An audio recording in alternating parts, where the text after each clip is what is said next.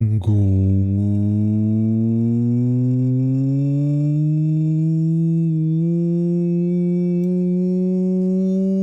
afternoon, everyone. Hello. What? Hey streamer, do you remember back when you played Gunship Impact in Leo? Ari remembers, 3C. I remember, yeah. Why? I remember. Ori, how you doing? Thank you for the 60 months, holy shit.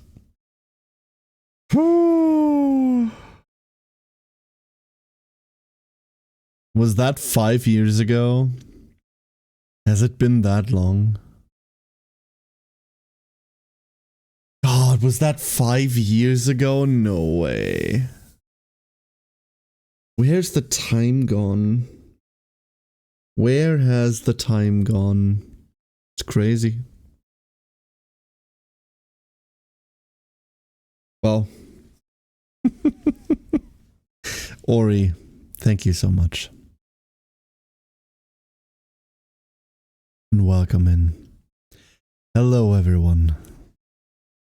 How y'all doing today? Welcome everyone. I'm adding blankets. Hold up, there we go.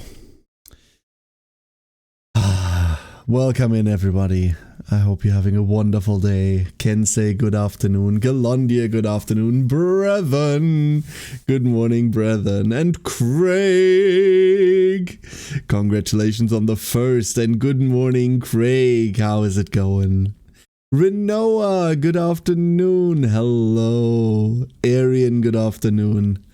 Hatchney, hello Hatchney. How's it going? Ori, good afternoon once again. Thank you very much. Slip Silver, how are you? Hello. And Ringsong, good morning. Hello, everyone. You know where the time has gone? Yeah, into my fucking bones, which is where they hurt so much. Hello, everyone. Welcome on in. Today is the last Duckling choice of this year, which means I'm about to start a poll. Before we start the yap, I'm about to start a poll so that you all get to decide what it is we'll be playing today. Eventually, once we get to playing things. I've no idea how long that'll take. We'll figure that one out. What? So, Eric noted has been quite a while. Time just disappeared. Feels like yesterday the Pyre was playing God Eater 2. Galandir! 83 months. Tier 3! 83 months. God Eater was a while ago, huh? God Eater was a while ago. Code Vein 2 is coming beginning of next year. So, next God Eater soon. God Eater 5 incoming. I'll be playing it. We're definitely going to be playing Code Vein. Hey Pyre, I'm sorry for cursing you with fun family time. The curse fired back and I have an extended vacation of 1 day car and laugh. Suck it, nerd!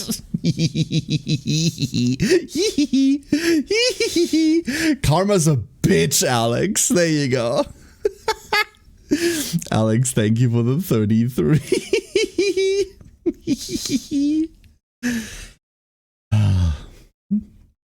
I hope you're doing well. There's time in your bones turned into temporal broth. It tastes like making random noises when you have to get out of your chair. I'll be drunk my whole vacation. I got 1 bottle of vodka and 2 bottles of Bacardi as presents. How long is your vacation, Hatchney? Like an evening or two? Because that's not a long... I mean, outside of the fact that Bacardi is fucking disgusting. Like, a bottle of vodka?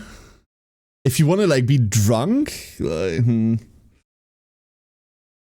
how big is the bottle? There are many variables in this that determine whether this is feasible or not. January 26th? Like, in my head, I've got January 30th, but it's somewhere around there, end of January.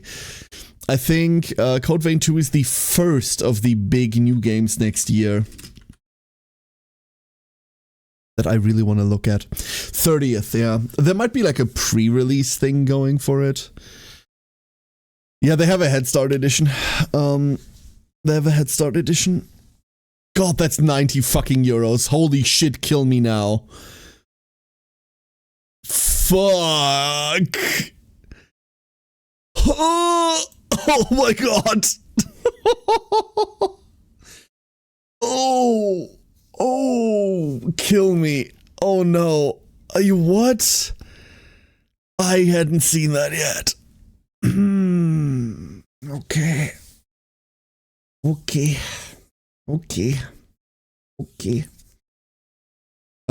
Unrelated, we're doing a subathon in January. I think I need to do like a subathon fundraiser in January, dude. Oh my god. Oh. Search on the collector's edition with the statue, 210 euros. I do not know what the physical even looks like.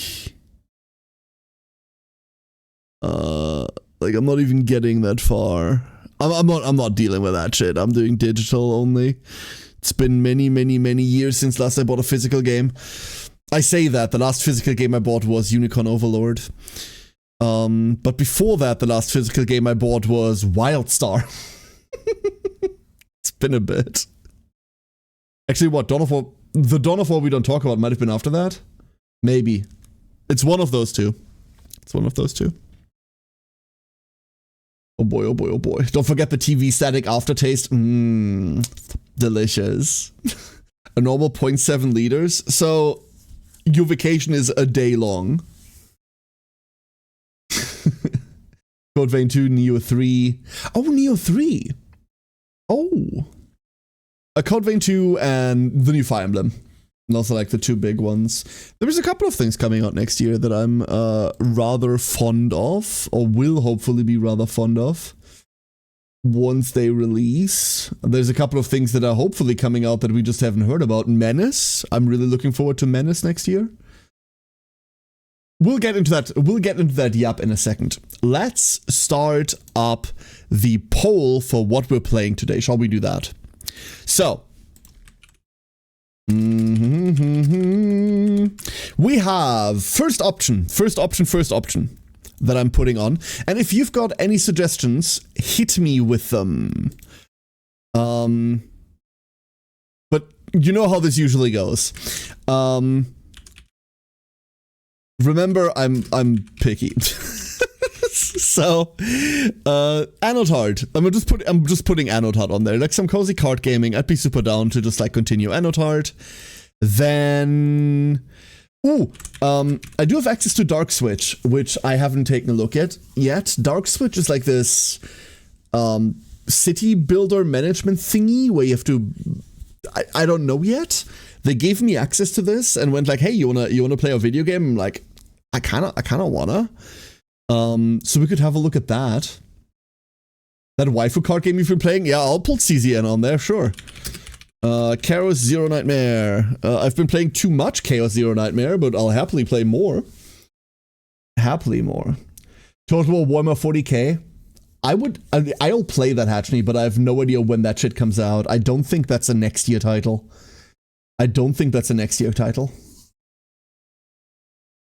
The new James Bond game looks really cool to me. I've never looked at a James Bond game ever. Heretical Thought. I didn't play GoldenEye.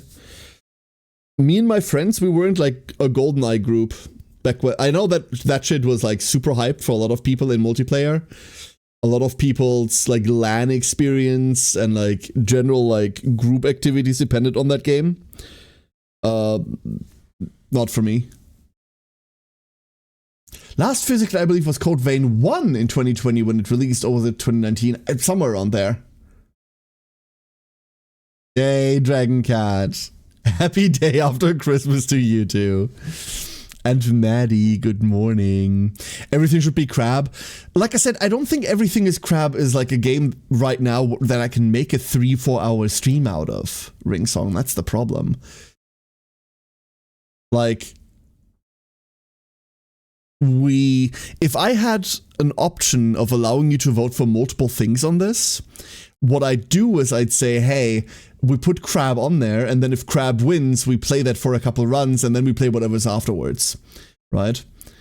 But like, that's like less than an hour until I go, okay, we've seen everything the thing has by now. Quack.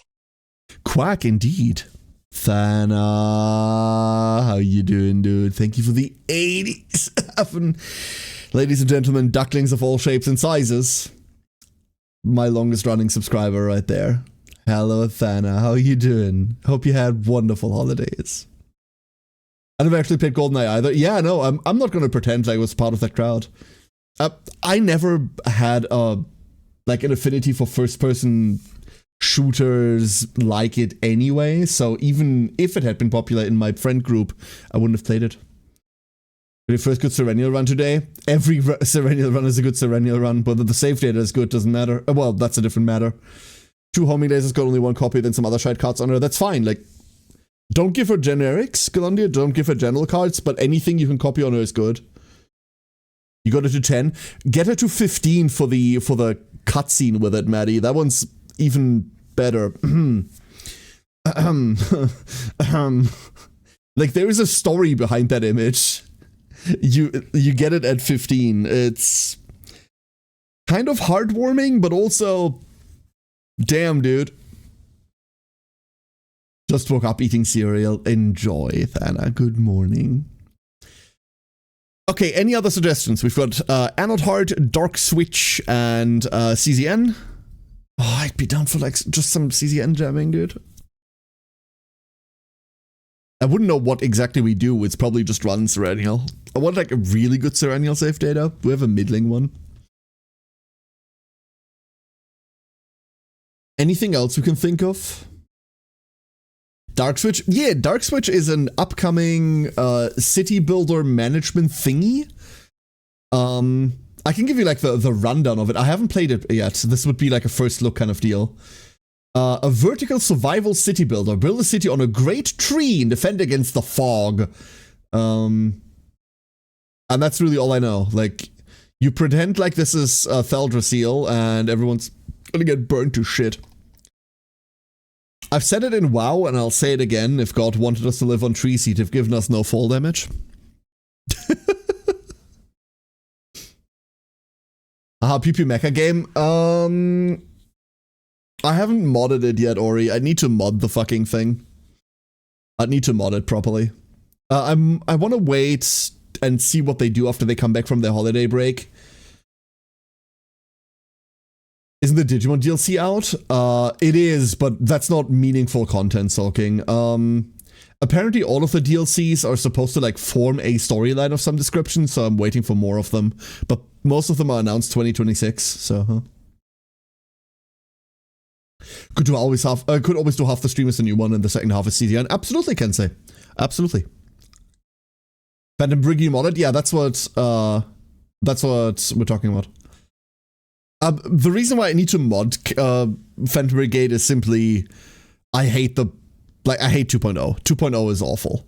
It's flat out bad. I've played some more off stream. I'm sorry, I cheated on you, chat. I played some more Phantom Brigade off stream. It is fucking awful. I'm so fed up with the map. Everything is crap is amazing, and whoever designed some of those challenges is a sadistic genius. Still enjoying it though. I've played some of the challenges and they're really bloody fun. They're really bloody fun.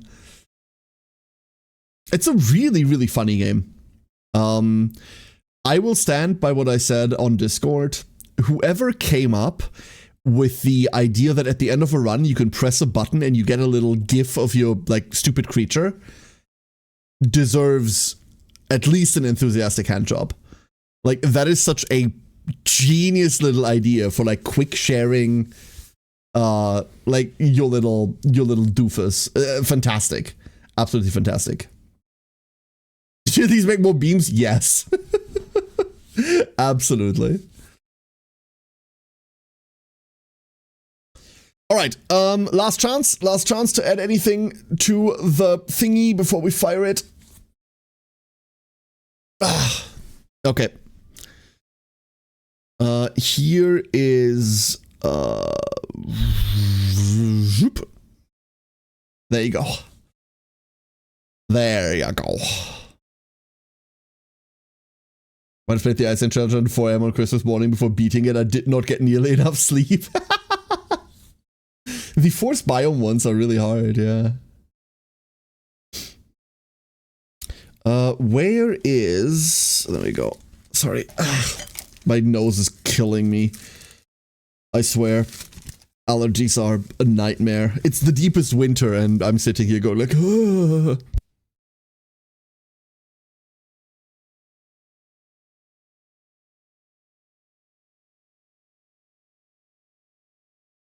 I miss the days when it was only hay fever, dude. I always thought that was bloody annoying. I didn't know the half of it. But yeah, the poll is up. Pick your pick, and then we'll see what we do. Like I said, Adult Heart is the little card game that we've been playing. God, I really like Adult Heart. I want to see what the next couple of packs are. I have a feeling now that we've got electricity stuff unlocked, we're getting the ice stuff soon. And ice is traditionally like a more control-y element, and I fucking love control. It's winter for you, I'm in summer heat midwinter here. Let's see what the temperatures are. Let's see. It's been anywhere from -2 to +4 Celsius. So it's proper bloody cold here. It's proper bloody cold here, brethren. Finally, it's been a while. It's been a while. Will actually be disappearing. Maddie, what? Thank you for dropping Double my in. age. Getting old in here, Karn smug, but not as ancient as Kyre Karn smug. Nandon, thank you for the 64. Thank you so much. I can hear the bones creaking. Be careful, the nose is right in front of your eyes. Dangerous position, that's true. That's really true.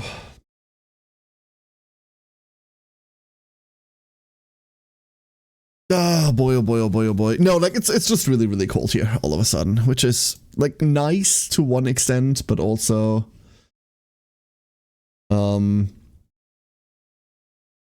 But also, you know... Cold. One thing that I want to talk to you all about, don't worry, this isn't going to be a big thing. I want to talk about, like, end of year schedule a little bit. Because obviously in the last 7 years of this, we've had a Christmas stream, we've had a New Year's stream. Sorry. Duck. Bird. Sari, thank you for the 4 months. How's my favorite menace doing? How are ya?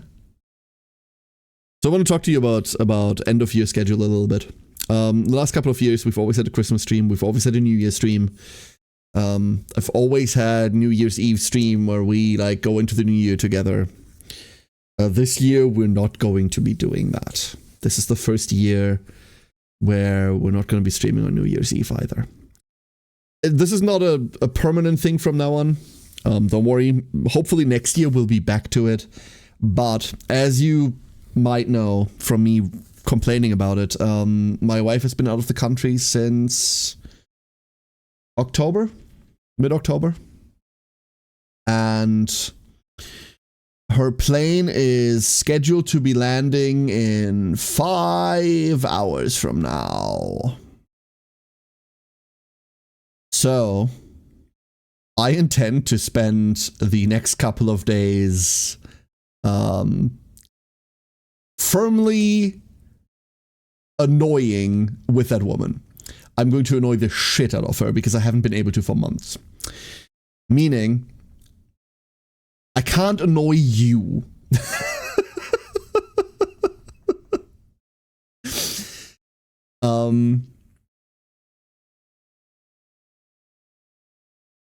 I'm gonna give you the honest run of this. We've been talking daily. Obviously, we've been writing, we've been phoning. Well, not phoning, but like Discord calling almost on a daily basis, right?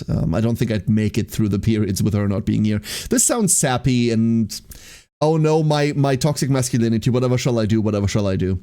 Fuck it. Love that woman to death. So we've been talking daily, and before she boarded the plane, she went like, oh, you know you're not going to get to stream for the next couple of weeks, right? And I'm like, wait a second. She goes, joking, of course. I'm like, no, you know what? I'm not going to take the next couple of weeks off. I'm not going to do that. But I'm going to take at least a couple days.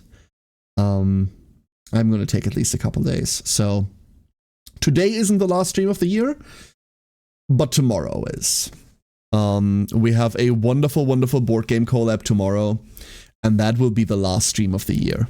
I'm not going to be live on the 29th. I'm not going to be live on the 30th. I'm not going to be live on the 31st. I think our first stream back is either on the 1st or 2nd, and I haven't quite decided that yet. There's a good chance it's not the 1st because I'm going to have to recover.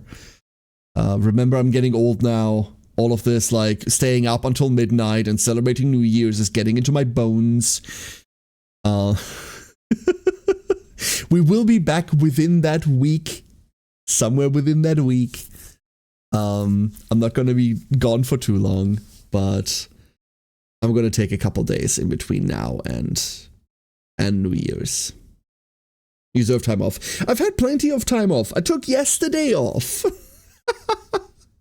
But thank you, Soul King. No, like, I've had plenty of time off. I don't feel like I'm exhausted or anything. I don't feel like I need a break from stream. I've had that in the past, and we'll certainly have more of that in the future. I know that for a fact. However, dude, I just want to spend time with my wife. Play the whip sound effect if you must. That's okay. I don't give a fuck. I just wanna... We're not even gonna do anything, by the way. We're not gonna do shit. We're going to be lazily lounging around on the couch, and we're gonna, like, binge watch random garbage. But I kind of want to do that without looking at the clock and going like, oh, I need to be streaming now. That's the main thing. I don't think we're leaving the house. I don't think we're even gonna be leaving the house. So... that's what it's gonna be. I know, like, usually I'd say shit like, oh, I hope you can all understand that, but I know you can, right? Like, we've always had a pretty damn fucking grown-up community here. Like, I know you all get this. So, I'm really looking forward to once she's back. Like I said, today's stream is brought to you by me needing to distract myself because I am kind of like a kid before Christmas. I'm waiting for my presents. Like, and the next couple of hours aren't going to, like, move if I don't do something. So, we're streaming so that the next couple of hours go by faster until I fetch her from the airport, and then I finally have my wife back. Yay! Well, I've been going on about that for too long. Sorry about that, chat, but right? She's taking away. Oh, fuck! How dare! That is, you know, the best part about being a duck on the internet is that I don't know whether that's a typo. That's my favorite thing. That is my absolute favorite thing, brethren. Well done.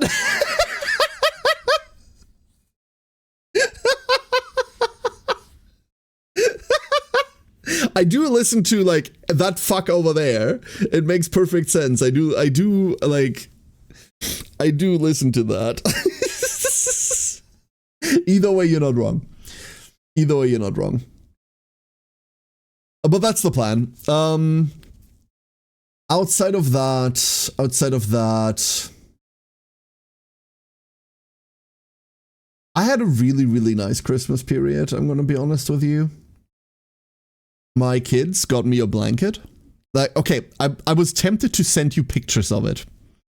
And then I got stopped by the whole new no picture rule, but I was really tempted to make pictures of it for you. So I've got this blanket, like I have it right now, right? Like I'm in it right now. It's this really cozy like blanket with ducks on it. So there's like a billion ducks on it of all like colors and shapes. I love them. They're adorable. And then both of them together, like stitched into it. Like, neither of them can stitch, by the way, so it's a bit massacred. But both of them try to stitch "Love you, Dad," and then their names into it. I am not ashamed to say that I cried. This isn't, I'm not playing this for laughs or as a joke. And I still kind of get a bit queasy if I look at it. Like, God, I love them. So much. It's fucking adorable, dude. It's fucking adorable. Love them so much.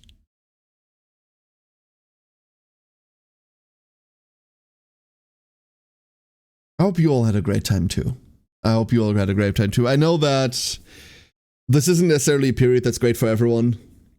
In the past, we've always had like a bit of like community evenings to just hang out, right? Like, sometimes all you need is just like a group to hang out with, and that gets you through.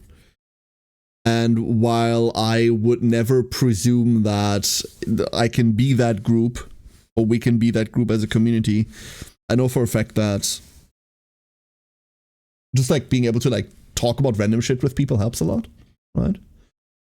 So I hope that you all had a good time too. And Hichi, hello Hichi, hope you're doing well. Hello, hello.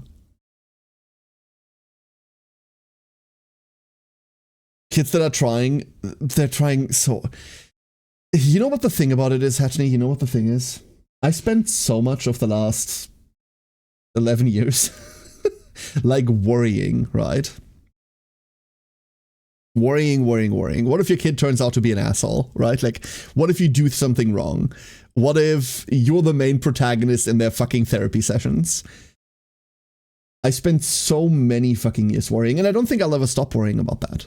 I think in 20 years from now, I'll still be worrying. Now I have to worry about two of them, obviously.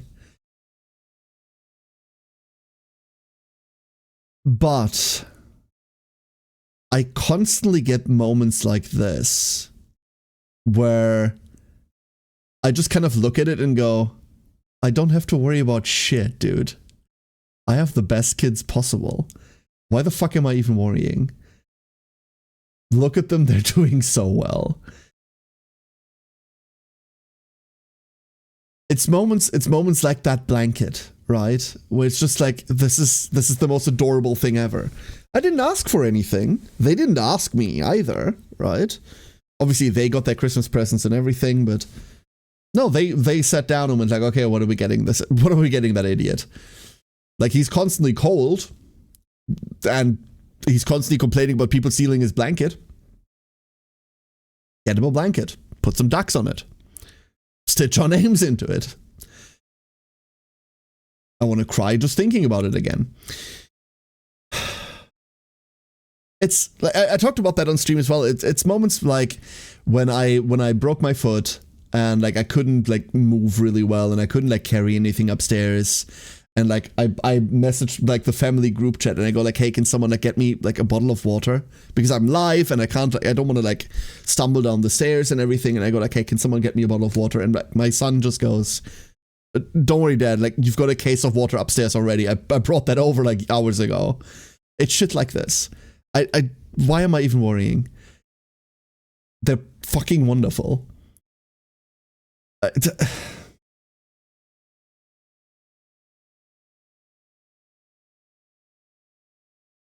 This is gonna sound cliche as shit, okay? This is gonna sound cliche as shit. But you end up feeling like really warm and fuzzy.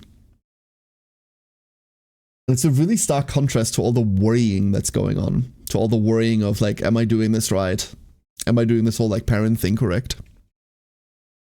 Sorry, I'm a bit teary-eyed right now. I'll get over it. Hold up, I'll get over it. Oh. As a menace to seagulls, she is an absolute menace to seagulls, it's true. And a menace to wildlife everywhere. But not in a destructive way, more in like a cuteness aggression kind of way. Maybe you are the main theme. I don't think in a bad way. I hope so. I hope so, actually. I just hope both of them are going to be fine. But every sign points to they will be. And it makes me really, really, really happy.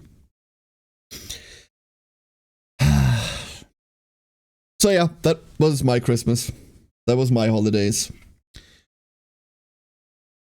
Second day at my sister yesterday went well too. There was way too much food. My sister decided to try to one-up everyone. I think she was trying to like one-up like ancient kings of yore with the amount of food that she piled onto tables. Like tables and tables worth of like assorted foods, and like I don't know how long she cooked for this. Or I don't know where she hid like the fleet of kitchen staff to make all of it. Probably in the basement. But holy shit, someone had to show off. It was fantastic. Had a pretty good time. Didn't take too long either. We were home at like, what, 10 or something? 9 or 10? I think we were home at like 10. Family behaved. Like, that's the other part. Family behaved. My family isn't like too fighty. On account of there aren't like too many left of the older generation. And the ones that are left are very near and dear to my heart. So, but how do I describe like care family gatherings? The problem with care family gatherings isn't that someone has like an unpopular opinion and then everyone fights or shit like this, right? Like the standard like Thanksgiving meme. We don't have that problem. The problem is that our family comes from, like everyone in our family is like vastly different from one another, right? Like people in general are, but usually there's something. The thing that mostly connects all of us is, well, we are kind of related to each other by blood. That's it. My sister is like a vastly different person from me and my brother. Me and my brother are vastly different people, right? Neither of us have anything like in common with our parents in terms of like hobbies or interests or anything.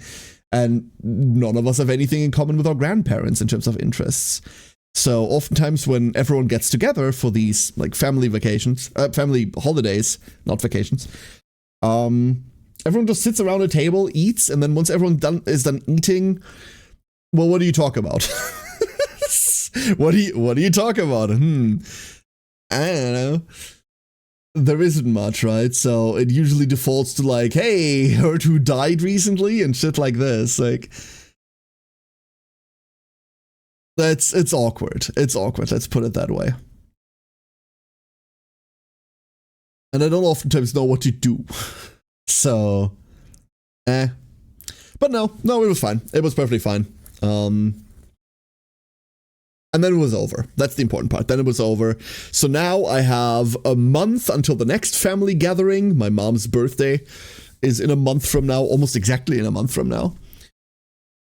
And then everyone will awkwardly stare at one another once more. But until then, peace and quiet. I already know we're not doing anything for New Year's Eve outside of like our little house, so don't have to deal with that shit. We'll have to deal with neighbors, though. That's what we have to deal with. But our neighbors are universally loud and happy people, so it's okay. Hey, Crembo. Good evening. Hello, Crembo. Hope you're doing well. Happy Sylvester? But that's like in 5 days, no? 4 days? What other cultures call that shit Sylvester? Because I thought that was a German thing, specifically.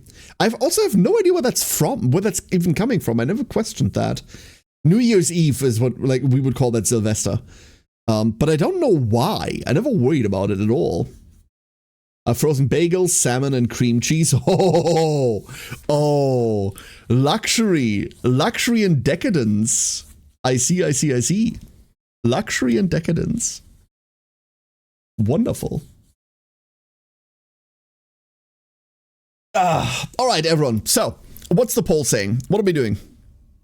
Let's have a look. We're looking at Dark Switch. Hell yeah. Germany, Italy, Brazil, and for some reason, Israel. Oh, okay.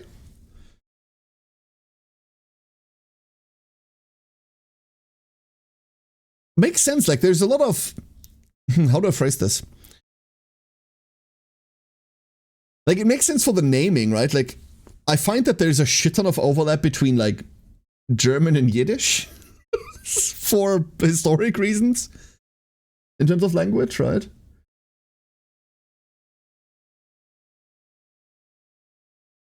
So, but I still don't know where that word even comes from. Like, what's the origin of that shit? I wonder.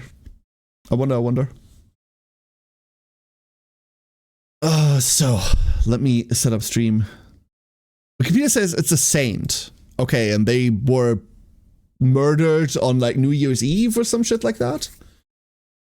I don't know.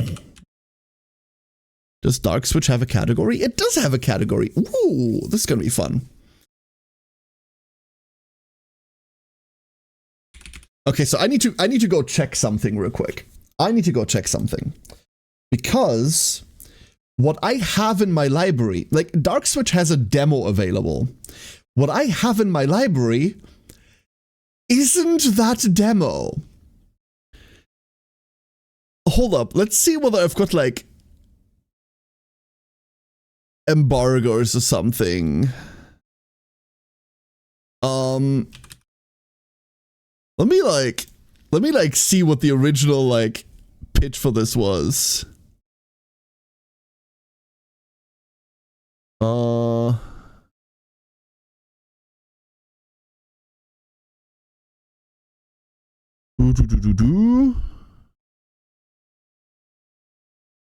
Don't hesitate to share any link to the content you produce. Okay, hold up. Is there, like, a limit to the content I can produce to this? No?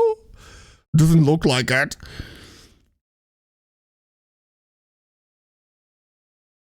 No, seems fine. Fuck it. It'll be fine. And if it won't be fine, then I don't know. I've got a paper trail. The important part is always get shit in writing. Pope Sylvester I, which Wikipedia says died December 31st. The Holy Roman Empire strikes again, huh? He's about to break an NDA he didn't even know he had. No. So breaking NDAs is actually really, really difficult because a proper NDA is a non-disclosure agreement, right? Like, that's a proper legal document. Not knowing that you have an NDA is really difficult on account of you have to sign that shit. You can, like, a lot of the times when streamers talk about, like, not being able to, like, talk about projects or something, they haven't really signed NDAs. The higher viewership you are, the more likely it is that you're actually going to be asked to sign documents like that. But a lot of the stuff that I cover, someone will tell me, like, hey, there's, like, an embargo date here. Like, don't release stuff until then. Embargo dates are less that. They're not NDAs, right? Like, they're not non-disclosure. They say, like, don't release shit about this or else you're not getting any more, like, business from us, and probably from a good other chunk of the industry too, right? Like, a lot of developers talk. A lot of PR agencies talk. So if you, like, start breaking embargo dates, they're not gonna fucking sue you over it, but you will quickly find that you're not on the right list anymore. Very, very quickly. So not knowing that you have an NDA is almost impossible. Not knowing about certain embargoes or, like, hey, only cover, like, the first hour of this or something like that. That's way more difficult, right? That might happen. So it's always good to double check. Normally, before I do a stream like that, I do my damnedest to, like, read up on everything. I am in the habit of just, like, messaging back and going, like, hey, can you confirm this for me? But because we're doing this kind of a bit ad hoc today, I obviously haven't quite prepared that yet. Rabu!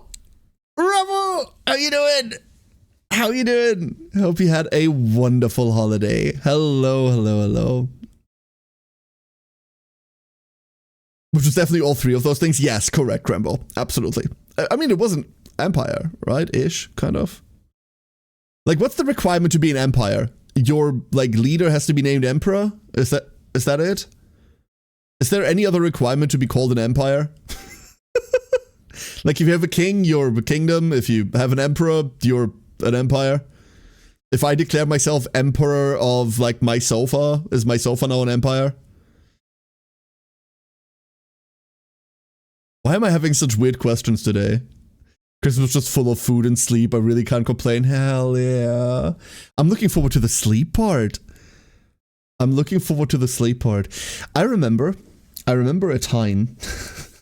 I remember a long time ago, 11 years ago exactly, actually, when, like, the holidays also just meant, like, you get a lot of food because, like, you've got, like, family stuff and everyone's cooking, and then you get a lot of sleep, like a lot of rest and relaxation. And children tend to end that. It turns out they're now getting a lot of sleep, a lot of rest and relaxation, and I'm getting a lot of panic attacks. You know, I'm also getting a lot of shit to do, right? So while there is a lot of, like, relaxing factor to the holidays, the whole, like, sleeping in part hasn't kicked in yet. That's gonna kick in tomorrow. Now that the holidays are over, I can relax a little. We don't have to, like, prep the kids to go anywhere anymore. I'm not getting ambushed at, like, half an hour before we go to the next Christmas party by my daughter going like, Dad, I forgot to wrap presents. Ah.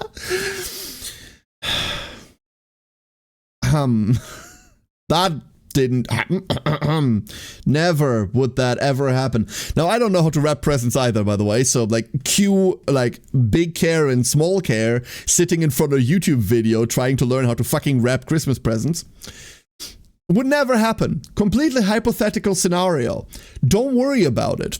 I also definitely would never cut myself on the fucking scissors that I used to cut the wrapping paper with. Never. Half an hour before we were supposed to be at my sister's. Ever.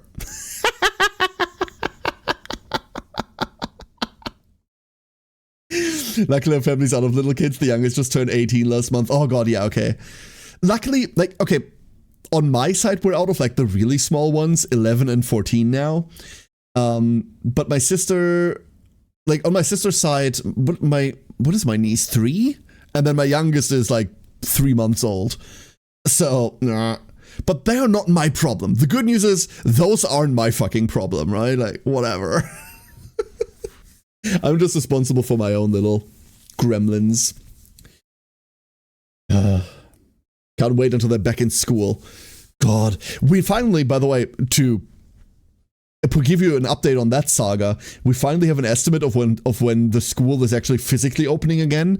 The repairs are going to be done mid-January. And then I can put them there again. I actually love kids in small doses, but I like to be able to escape. See, that's what everyone says. Children, I wonder if you know they're not yours. Like, aunt-uncle syndrome? Fantastic. Absolutely fantastic. Unfortunately, I was the first one in my family to spawn. So, I never had that. My sister was a bit slower. And I don't know shit about my brother. But he can take his time, whatever. I hope he's happy. That's the only thing that matters. No, like, children are fine if, like, you can hand them off to someone else at the end of the day. Luckily, mine are fine, even though I can't hand them off to someone else. So. But yeah, speaking of handing them off to someone else, school is reopening physically soon. They're gonna repair, the wall's almost repaired. They're waiting for inspection shit. Halfway through January, and then everything's gonna be fine again. All right, ducklings. I forgot to do the thing that I was supposed to do. So here's the updated stream thingy. Aha! I finally got there. So here's the plan. We're gonna have a look at Dark Switch, and I don't know how much content there is. I have no idea. I should also probably set this thing up so it doesn't blow out your eardrums, huh? Hold up, I'll go in first. I'll mute it so you don't have to listen to it. I'll go in first. I'll take the hit, chat. Don't worry about it. It'll be fine. I'll take the hit. So I don't know how much content there is in it. We're going to do that. And then afterwards, if there's still time left, we're going to play some Chaos Zero Nightmare. We're just going to jam some CZN. Depending on how much time is left, right? And I think that should be fine. Hopefully. Oh, okay. Let me turn this down. And now, can I capture this? The answer may surprise you. The answer may very well surprise you. Dude, I'm really worried right now. I'm really worried right now because this doesn't say demo anywhere. This doesn't look like a demo build. There's a closed demo build. Okay, never mind. Okay. I have no idea. I have no idea how this is gonna go. I have no idea what this build is or like how much there is in it. Let's go find out, shall we? Let's go find out.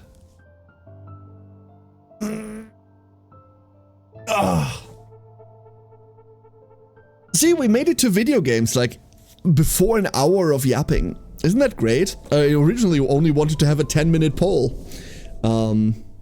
But you know how that never happens, right? You know how that never happens. So thank you all for voting. Let's have a look. Dark Switch. Give me a heads up on the audio level, chat. I can hear loud creaking. Years ago, violent shroud surges began ravaging our world. They overwhelmed and engulfed everything in their path, and with the fog came horrors beyond comprehension. That is why, by the personal decree of Archon Valfides, we founded the settlement we call Eleron. Here we conduct vital research and study the Shroud's nature, and also advance tech too fast, to uncover its secrets and to forge weapons against this unrelenting threat. Maybe even a bit low? We can turn that up. Okay. Thank you. Audio's a bit low. We'll fix it. Hopefully. Do not forget to research new technologies. Gotcha. Hold up. What is my general... No, that's fine. What kind of game is this? So that's a really good question. Dark Switch is allegedly, we haven't played it yet. This is like our first look at it. A strategy city build management thing. Looking at previews, that was loud. I'm reminded of like things like Against the Storm, sans the roguelike structure, it looks like.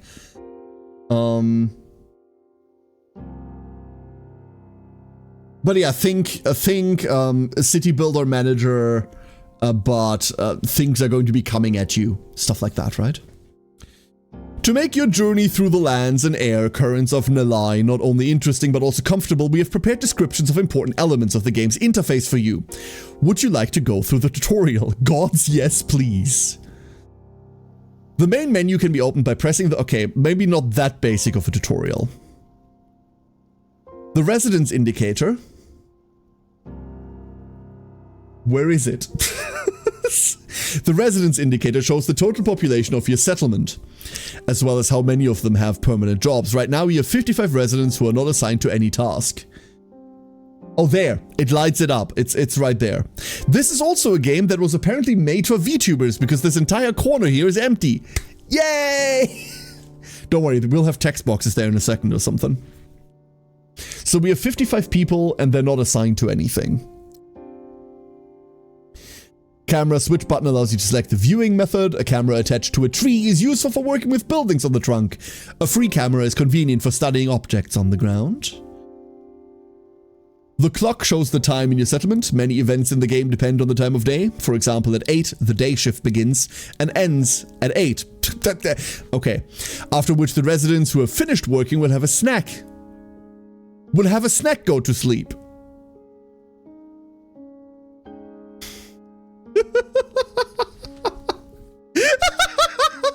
Okay.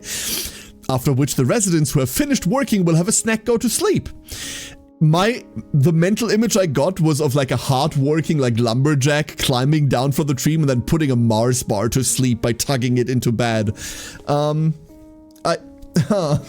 can also see next to the clock how many days you have already been in Eleron. The buttons below allow you to increase the speed of the game or pause it. Okay. I too have snack go to sleep. Exactly. Dedicated snack mechanic. The resource panel displays the materials collected by the residents of your settlement. Resources are divided into basic resources, raw food, wood, iron, gas, and solar, and advanced resources, rations, board, steel, gasoline, and crystals. The most important resource at the beginning of the game are wood, raw food, and rations. You'll learn how to extract the other resources later.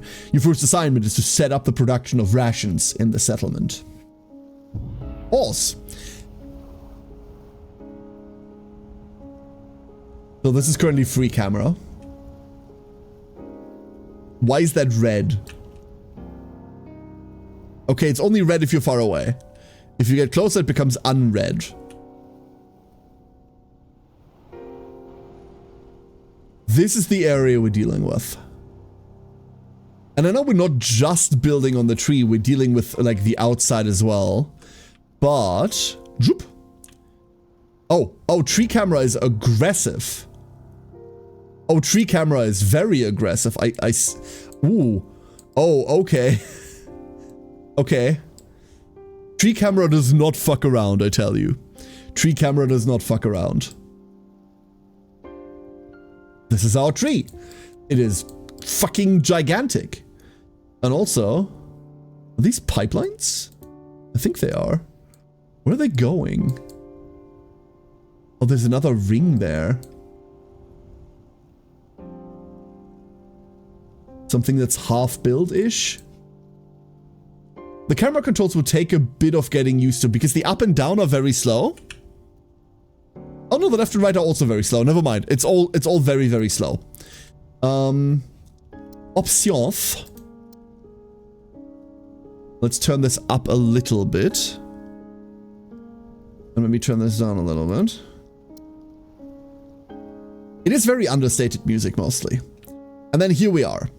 There's many, many things here. What do we have? A forest house. This text, by the way, is... Hold up, let me go over here. This is fucking tiny. This is... I don't want to say unreadably tiny. Hold up. What resolution are we on? Is that the problem?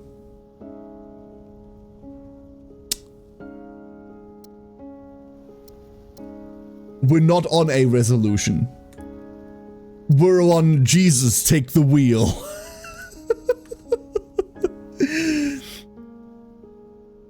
Afid! Hello, Afid. Hope you're doing well. Good morning. So, yeah, reading this is hard. Like, really, really hard. You're gonna see me, like, lean into my screen a lot. Which is away from the microphone, so apologies about that. There's 8 people. Building is working. Good. There's another building that's working. And another building that's working. So we have 3 forest houses. What else do we have? A wood pile. The pile? Chat, the pile's real. Dark Switcher, how I learned to stop worrying and love the default resolution. Important, we're talking about a demo of an unreleased video game. So it's really important to know this is an unreleased video game. We're looking at a demo. This is a very early first look. None of this is going to be final product. Important.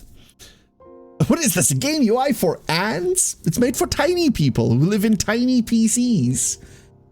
And also not for old people that need glasses in order to breathe. These are all wood piles. They don't know what they're storing, but they might not be storing wood. This is a council chamber. We have This is not a building, these are just mushrooms. Level 1, just mushrooms. More workers can be assigned. Okay. And then up here we have something that isn't clickable. Workshift has free slots. Workshift has free slots. Everything is free slots. Okay. What's up here? Scout base with no scouts. Group 1. Building cannot create items due to storage limit being exceeded. Building with no workers. 31 people are homeless. Because we only have houses for 8, 16, 24 people. Physically ill. 3. Well, they ate too much. It was Christmas. I'm sorry. Scarlet Nexus, why am I feeling trauma? Wait, Scarlet Nexus? Wait. Scarlet Nexus, sorry? No trauma, only pile? Oh, because praise Scarlet Nexus, praise the pile. Believe it or not, Sari, you hate that game? Okay, okay, hold up. Hold up, everyone. We're pausing this video game. Tell me the story. Miss Cerise, tell me the story. I need to know it. If you want to, obviously. Fuck if I know. You said you hated it. You said you hated it. Why? Why?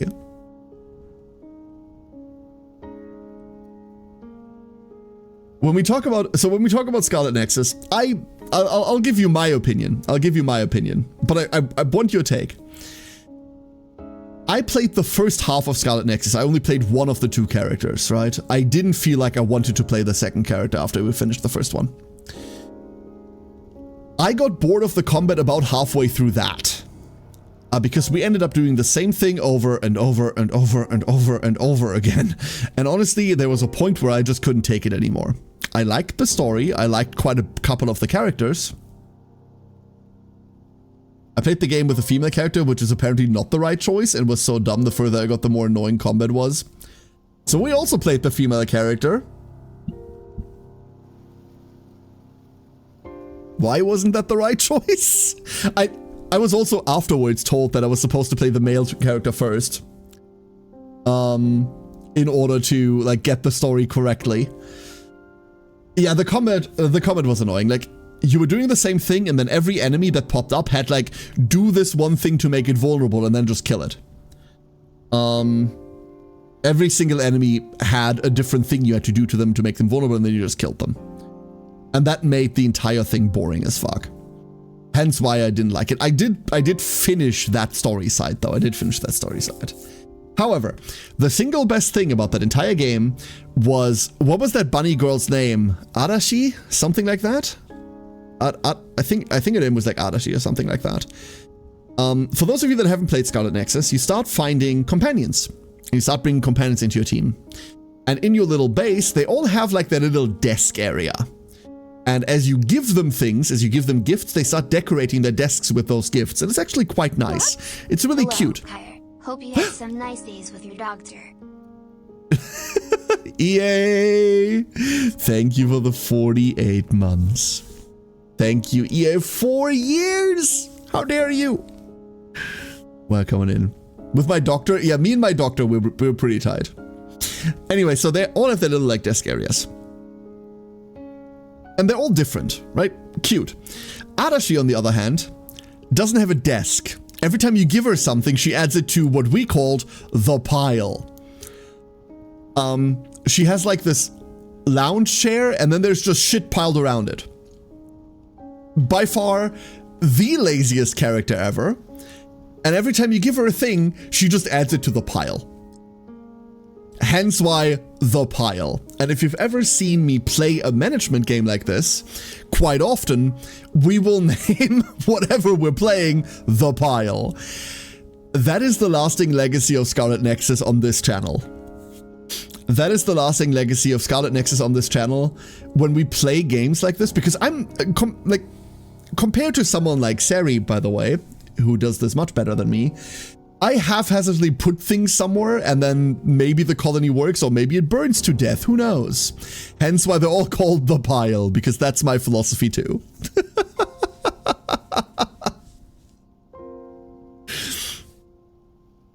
The piles of blankets and sweets and video games. Yeah, and at one point you give her like a computer and like, right? And then she has like this entire box for the computer there. It's legacy for mine is your Sari. You should finish Scarlet Nexus. Sari, believe it or not, you are the 4th streamer that I know and talk to that says that. I couldn't finish Scarlet Nexus, and it's one of the games that my community tells me I should fucking finish.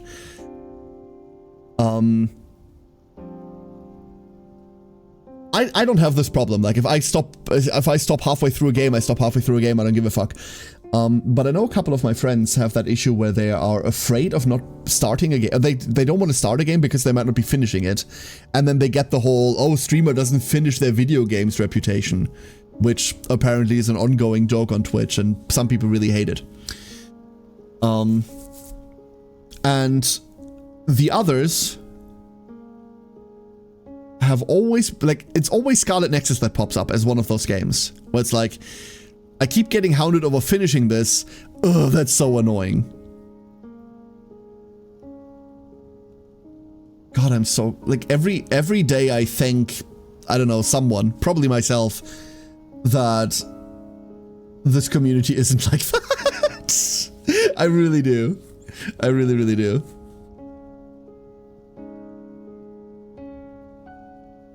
I'll burn it on stream before I play it. Actually, I kind of want to see that. I actually kind of want to see that. For what it's worth, I don't think Scarlet Nexus is a bad game. I did enjoy the story. I just thought the combat was fucking repetitive. And since all you do in that game is combat, blah. We ducks know that he cannot be made to finish a game he genuinely dislikes. Remember Phantom Doctrine, Ori? Remember Phantom Doctrine? I prefer when Kev finishes a game, but I 100% understand if he stops because he does not enjoy the game. Yeah, I too enjoy like finishing my video games. But sometimes you just lose drive, right? Like sometimes either a shinier toy comes along or you're just kind of done with the thing you're doing. And that's fine. That's honestly fine. I want to like play things with and for you. I want to be entertaining. I want to do things with y'all. And at the end of the day, and ongoing journey, by the way, this is an ongoing learning process on my end. At the end of the day, what that is kind of fucking secondary, right? I know some things that you all want to see, and I'm happy to like show them. I'm happy to show you like my current hyper-fixation, or like my current obsession, or like the current dumb indie shit thing that I found that no one's ever heard about, right? Like I'm perfectly happy to do that. Like I'm perfectly happy to be the like slightly to majorly autistic kid in front of the class yelling, "Look at this cool rock I found!" at like this week's show and tell. Perfectly happy to do that. But if I throw the rock afterwards, like forgive me, you know. Thank you all for dealing with my bullshit. That's the bottom line. That's the bottom line, right? I also learned a trick to make Care finish games, not naming a character in the game after me.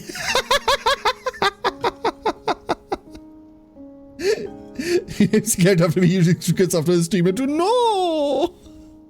No, it's not you, it's me.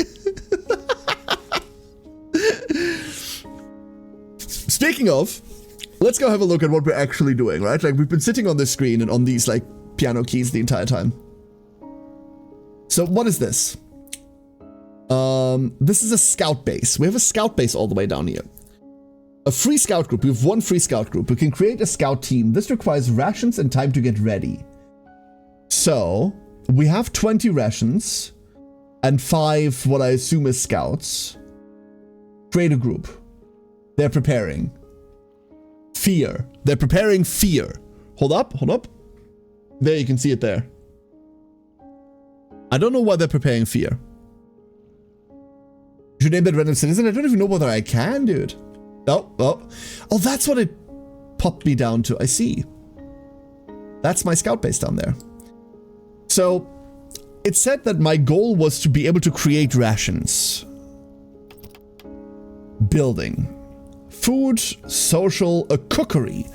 processes raw food into rations. Also here, residents can receive and eat these rations. It needs to be built on the tree, on platforms, or on the ground. And it needs 40 wood.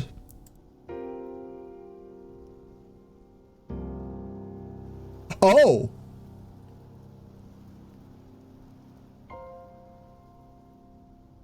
Oh. These aren't pipelines, these are elevators. Oh. Oh, that's kind of fucking cool. Let's put that right there. Counterpoint, Digimon Cyber Sleuth. True good marksman, good counterpoint. Hell yeah, well said, well said, well said. What else do we have that we can build? Social. We can build a house, but we can't. Toiler's Chief Mathan. Master Ethnarch, the postal bird has brought ill tidings. The postal bird? Sari, what have you done this time? The bureaucrats of Sarago write that food shipments from the capital shall cease. Furthermore, they demand that we send a report of our activities here. Okay. Starving. Send food. So Archon Volfidus is losing power. Right, what about our supplies? The food will last for 3 days, Monsieur Ethnarch. But there are mushrooms on the tree above the platform. Not the most nutritious food, but when there's nothing better, begin gathering them. Oh. So, these are the shrooms. Most buildings require assigning workers to shifts. They won't function without them. You can add a worker to a shift by clicking on the icon of the worker type you need, or fill the entire shift at once by pressing the max button. Clicking on a worker's icon in the shift will remove them, while clicking the min button will clear the entire shift. There's a max button. This UI is, like what Boo said earlier, is perfectly true. This UI is made for ants. Yes, Dorshit, absolutely. Kind of, I think. It's not the demo. This is like a closed demo build as far as I'm really unsure what this build is, okay? It's not the demo. They sent me access to a build, but I have no idea what the build is. And the game doesn't say. So, at the start of the game, you have 2 shifts. Day shift from 8 to 8 and night shift from 8 to 8. Very descriptive. Each worker can only be assigned to 1 shift at a time before resting. Certain conditions, like severe illness, will prevent workers from working. I think we should gather mushrooms around the clock, because otherwise we're fucking dying. I missed the start of actual gameplay again because of dinner. What do we know so far? Nothing. You haven't missed shit. I've placed a kitchen, Krembo. I've placed a kitchen, now I've been told to gather mushrooms. That's it. One of those wait, did it come out yet moments.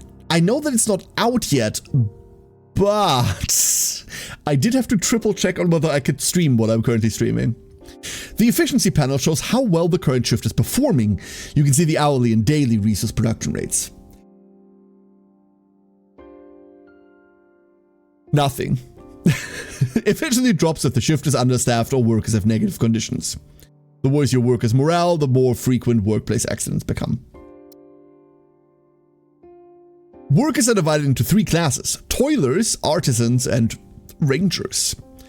Each class has preferred jobs which they perform with increased efficiency, and unsuitable jobs which suffer penalties. For example, laborers, toilers, artisans, and rangers. Laborers,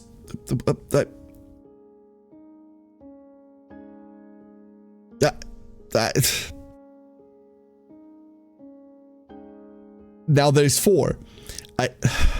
It's probably just toilers. Can we stop with this dogshit translation business? I'm so tired. I feel like we never had that problem before. Every time I see a game that uses 2 different terms for one very distinct noun,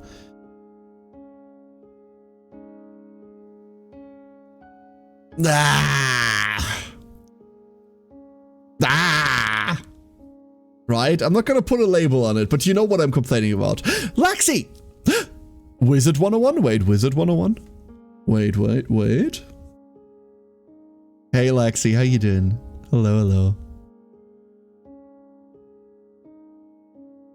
Be glad you're not in Sari's Timberborn colony where you have a 23-hour work shift. Yeah, but it's Sari's Timberborn colony. I don't know, like, Sari playing beavers is really fun. Sari playing rats is really scary for the rats.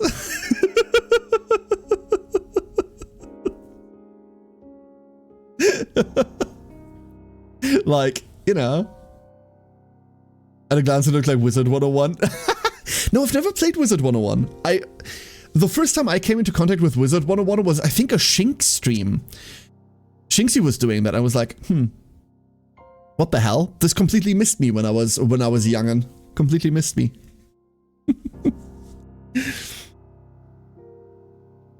This feels like, yeah, that's the label that I wasn't going to put on it, Effort, but that's the vibe I get every time something gets translated in two different ways within the same fucking text box, right? Yeah. I'm not going to name it that because I have no idea how they're translating, but, you know. Toilers, workers, day laborers, slaves, Walmart workers, whatnot.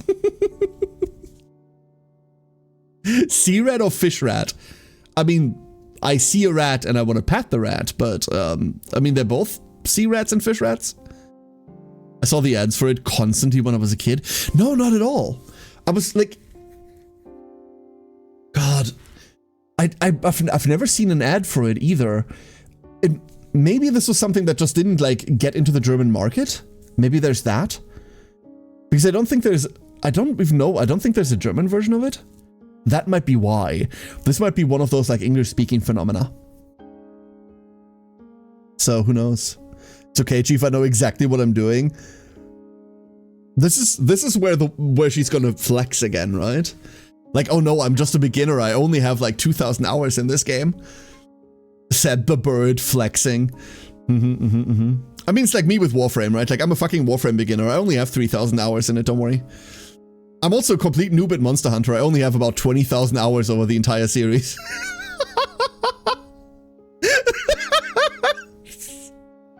Like, no, I get it. I get it. Sometimes you gotta be humble, but like, not like that, you know? Draw a card, put it into your warehouse. Bitch, that is my hand. It's the cards I'm holding. We already have a name for that. No, that's not what I mean. Also, Ham. Hello, Ham. That's not what I mean.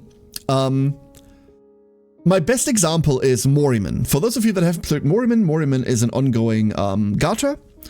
And it's kind of like CZN, right? You have 3 characters in a party, and then you have decks that you build with them, and then you go out and you do your roguelike stuff.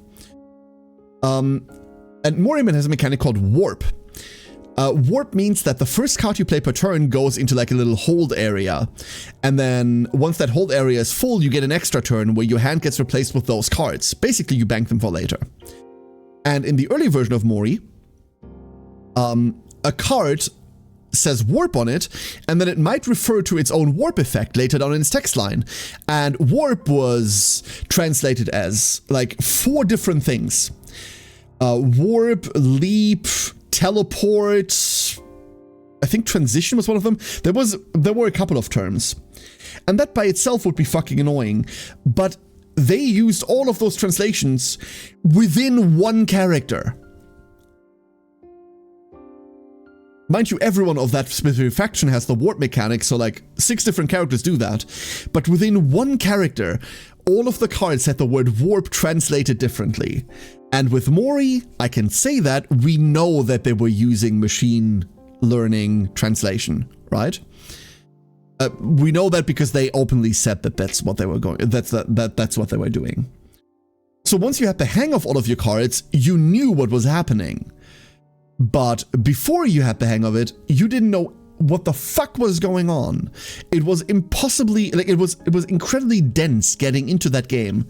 Wonderful game, by the way. Mori is a game that I would wholeheartedly recommend for the art alone. Be free to play, fuck it. Like, you drown in pools anyway. They give you hundreds upon hundreds of pools. That game is, if you just want a gambling addiction without spending money, that game's for you. Content warning, by the way, Mori is dark and gritty to no end. Like, it's KDM levels of brutal. But the art is fantastic. The story is unlike anything I've seen. It's very, very eldritch. It's very, very good. 100% recommend that shit. It's also a gacha that's very easy to put back down because Mori has a huge like content level problem where the last time I played Mori was half a year ago and there hasn't been any interesting content since then. But the main story is sick. I think you missed my previous message. I was just talking about how some games make up new terms instead of using the already established common terms. No, I figured, but I was talking about something that was kind of something like that, Ham, so I thought you had misunderstood what I was going on about. No, I get it. I absolutely get it. Especially if the term doesn't make sense, right? Like warehouse instead of hand, like, why? They don't have editor of all things? Yeah. Early Mori translation was a mess. Yeah, Martu knows. Siri says, I looked up Wizard 101 and the first thing I learned that it has 18 plus chat you can unlock and now I'm just confused. You know how nostalgia is like brutal, right? And how a lot of people get hung up on the things they really enjoyed as a kid. Olden MMOs like that used to mainly be populated by children back in the day, are kind of very easy prey for that concept. Because the new generation of kids that are looking for like dumb shit to play on the internet have, I don't want to say like better things, but newer things that abuse their attention span a lot better than the MMOs of Eld. So a lot of these older games that are still live tend to be populated not by new players, but by veteran players, by long-time players, by players that have like a nostalgic attachment to them. So I'm less confused about that at all, like completely. I get it. They prefer the way Force of Will named its land. Magic Stone is so much better than simply land. No, it's not. That's awful. What? Huh? They each largely do the same mechanics. Each one has different terms for everything. Reminds me a lot of Genshin, Wuwa, Honkai. Yeah, I mean, because... So... Yeah, Ringsong, you're absolutely right. So MiHoYo in general uses templates for everything, right? Like all of their games are pressed into the same templates, same amount of currency for 10 pulls, same amount of like systems, copy and paste it everywhere. But they can't use the same terminology because then those games all fall into the same universe. Ignore the fact that Wuwa doesn't belong to that. Different company.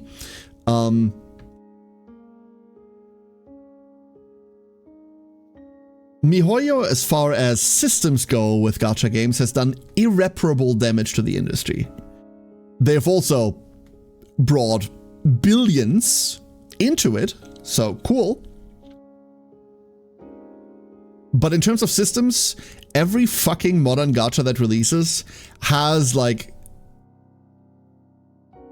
the MiHoYo stink attached to it, right? Like, CZN, a game that I currently play way too fucking much. Same thing. The same weird battle pass structure. 1600 per 10 pull instead of like a clean number, right?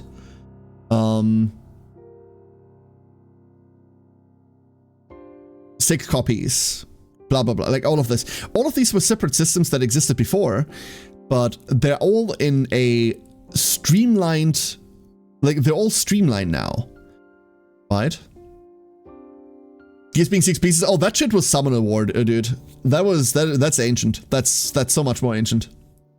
Like all of it is in a streamlined pattern now, and every new gacha just like takes this and copy pastes it. It was more like whatever that word is. Soonfield will be our savior. I have no idea how Enfield's like systems are gonna go. I've no idea what Enfield is gonna do in terms of systems and gacha and anything. But we're gonna look at it live on stream when it happens. Yay!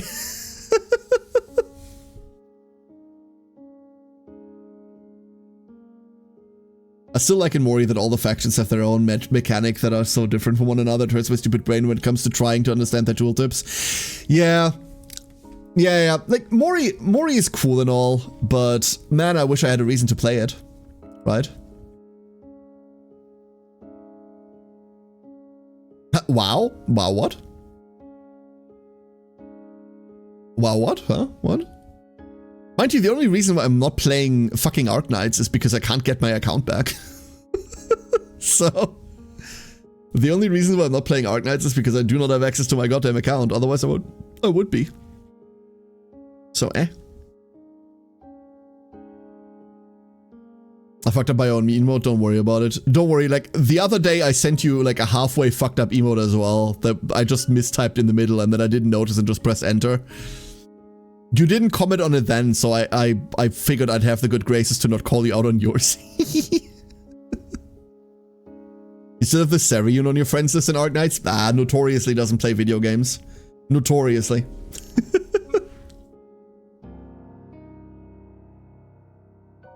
I went and redownloaded Neverwinter Nights one. Oh. Oh boy, oh boy. Hold up 1 second, chat. 1 second.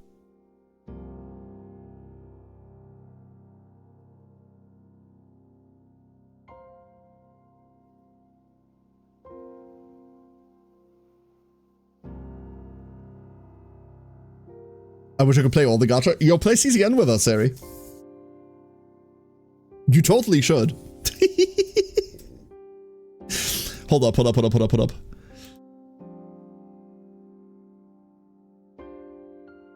Wait a second. I need to scroll.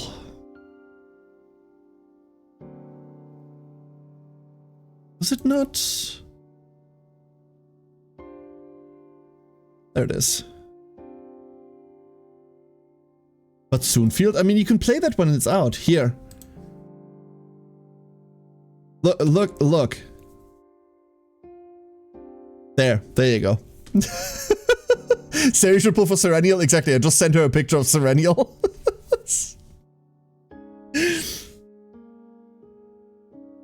Serenial goes Zoom, dude.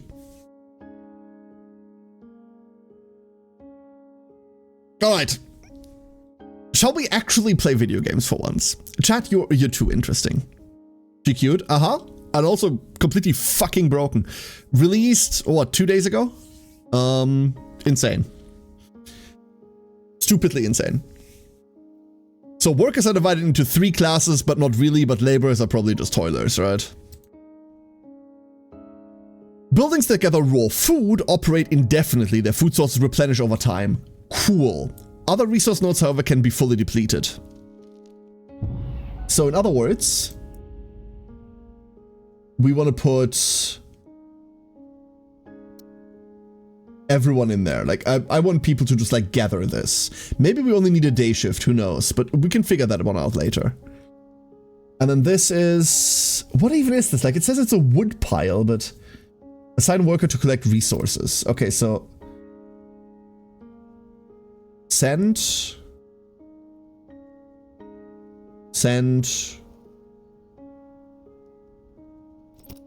And then do we have enough to just, like, have all the shifts run on full?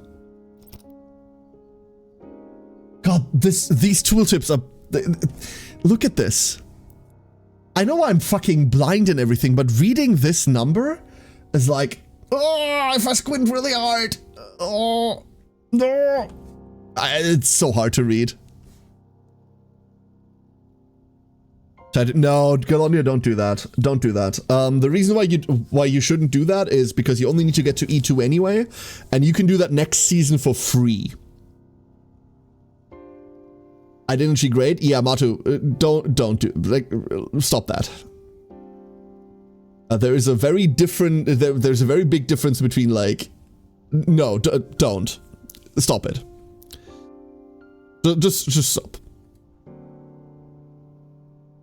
I decided that as a gift/prank I would get her to E4.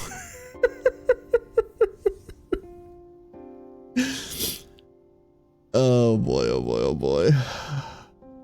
Yeah, next season you can do it. You can get her there for free, Galandir. Like use the free copy that you got this season, and then use the free copy from next season, and there you go. You get your 4th Haru. Still don't have one. The fonts and everything need to be 50% bigger. Yeah, this is awful. I don't know whether it's put it into a weird resolution. I would change that, but there is no option for that. So I don't know. It might be that it put it into a weird resolution. That might be the entire problem, but I cannot mess with it, so send workers to gather mushrooms, collect food from the mushroom patch. We're gonna be doing that. So a citizen of Toiler's class was assigned 2 mushrooms. One thing that I can immediately note is that we're on normal speed, but everyone is moving as if they've been massively sped up. This annoys me.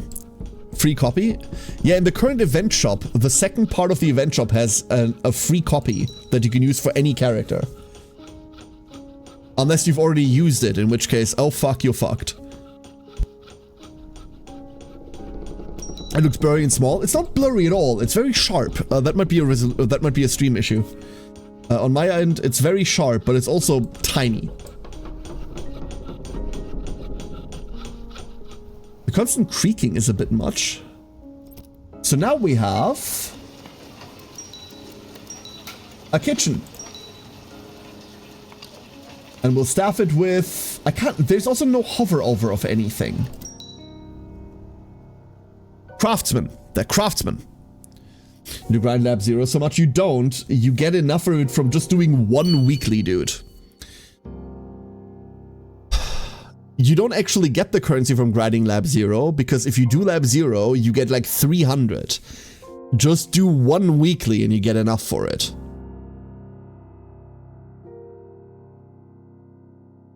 The blue wasn't yanked? Okay, I'm sorry. These mushrooms taste like shoe leather and reek of rot. Oh, great. No wonder several workers fell ill after eating them. Let's boil them. Mash them and stick them in a stew? The toxins will break down during boiling. They won't taste any better, but at least they'll be safe to eat. The build menu will allow you to build new buildings in the settlement. By clicking the hammer button, you'll see the building categories available to you. You can build the kitchen. We've done that. Let's see how the game reacts because we've already built a kitchen. When you hover over an image of a building, you will see its description and price, as well as find out what surface it can be built on. A kitchen can be built anywhere, but now it's worth building on a trunk. When you select a building to build, okay, we've done that. Blah, blah, blah. Hover over the area you like. If the building can be built, the silhouette will turn green. Don't have resources for building. Yep. Clicking left mouse button, you begin the construction. A new building will appear on your settlement ready to go. Oh, okay. And these guys move at a normal speed, but everyone else moves as if they're on crack. I don't know how much I like that. Animation-wise, this is really annoying, because it makes me feel like I've sped up the game when I haven't. You can see I'll move up here, right? And then run again. I just made that plinging sound, by the way, is really shrill. I just made it to like 24, Matu. Same. Maybe they are. Maybe the mushrooms are like secretly hyper drugs, dude. We've used a great deal of wood for construction. At this rate, scavenging from the ruins won't be enough. We'll have to take the risk, descend, and harvest timber. It's dangerous. If we're unlucky enough to encounter a Sarago air patrol, proceed with caution. We might find a secluded spot by the lake to build a fishing shed. We can't survive on mushrooms alone. I mean, we can, apparently. So now, we've confirmed a forest of smaller trees grows at the tree's root. Our rangers must assess their viability for lumber. We have lumber up there still, so we're kind of okay. What are you? You're the scout base. The river surely holds fish, but due to the tree's height, we don't know the location of the ideal fishing and transport spots. This task requires the use of scouts. Let's go send our scout group over there. Can we actually see them? Nope, nope. Hold up. Need to go to free camera. See, we're on normal movement speed and they look so fucking sped up. So sped up. It's something in the water supply? It might be. Oh, they went into the light.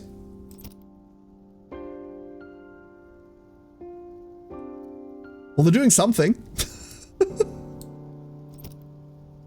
And then we can't send the other scout group because no one's there. They have located... That's all of the wood, I think. Have we gathered all the wood? I think we've gathered all the wood. Or we're full. I think our storage is full. Is there anything else we can build? Food and social. No, this is the only thing we can build. Let's go build a forest house then. Scouts report that the lake shore is gently sloping and the soil is not swampy. We can build a fisherman's shed on it.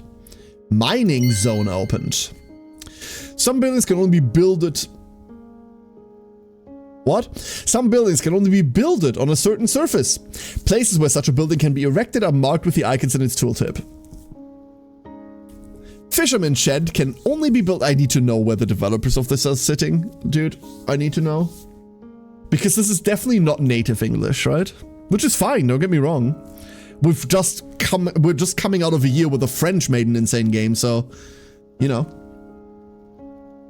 God, I miss playing E33 already.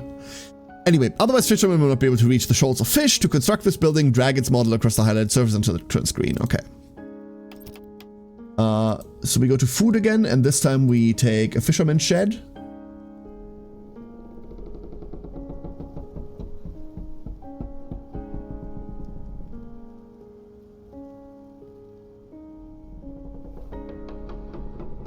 It complains that there's no space for building annexes. So, where do you want me to build this then? Because there's never any... Oh wait, how do we rotate things? Oh, that's how we rotate things. There we go. And now there's space. Aha! Behold. And the scout team can go look at this. Eventually. Eventually? They're resting. Okay, fine. In the meantime, let's go build that house. Oh. I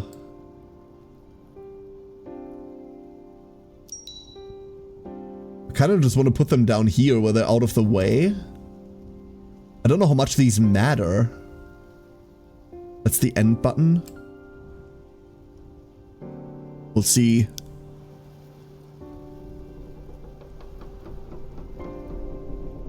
Our builders are coming from, like, the general, like, laborers, or... Oh, I hear screaming. What is that icon? No materials for work.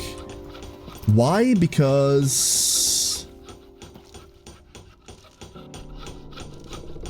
our workers are making a worker chimera. Oh, hold up. That camera switch mode is mandatory, dude. It's absolutely mandatory. Our workers are busy merging instead of working. That's wonderful.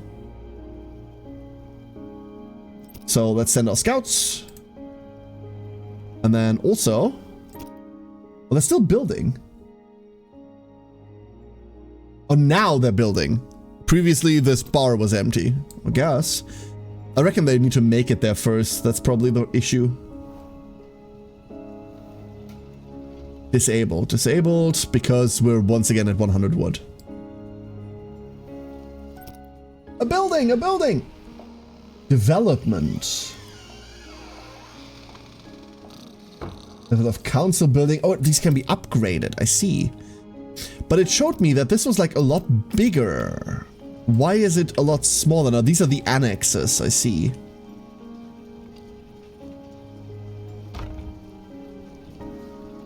So every house houses 8 people. Now we have fish. And don't forget to build a warehouse next to the fisherman's shed, okay? A warehouse for fish. You want to feed every guzzle in the area. Bad idea. Calm down, boys. We'll build the storages on the lower platform. We've been wanting to expand it for a while and we have the materials.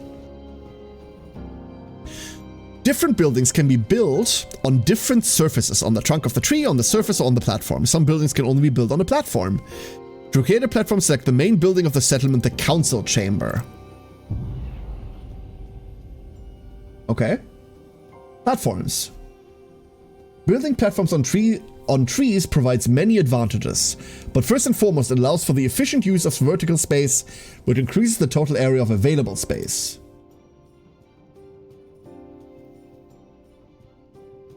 Oh, okay, so these are different like platform projects that we can undergo. So we're gonna build that down there so we can build things there, okay. I swear my allergies are killing me today, dude.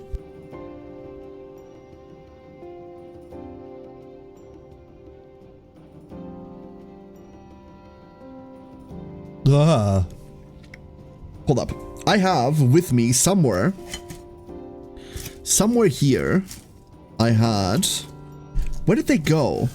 No, but I put them... Hold up, chat. 1 second.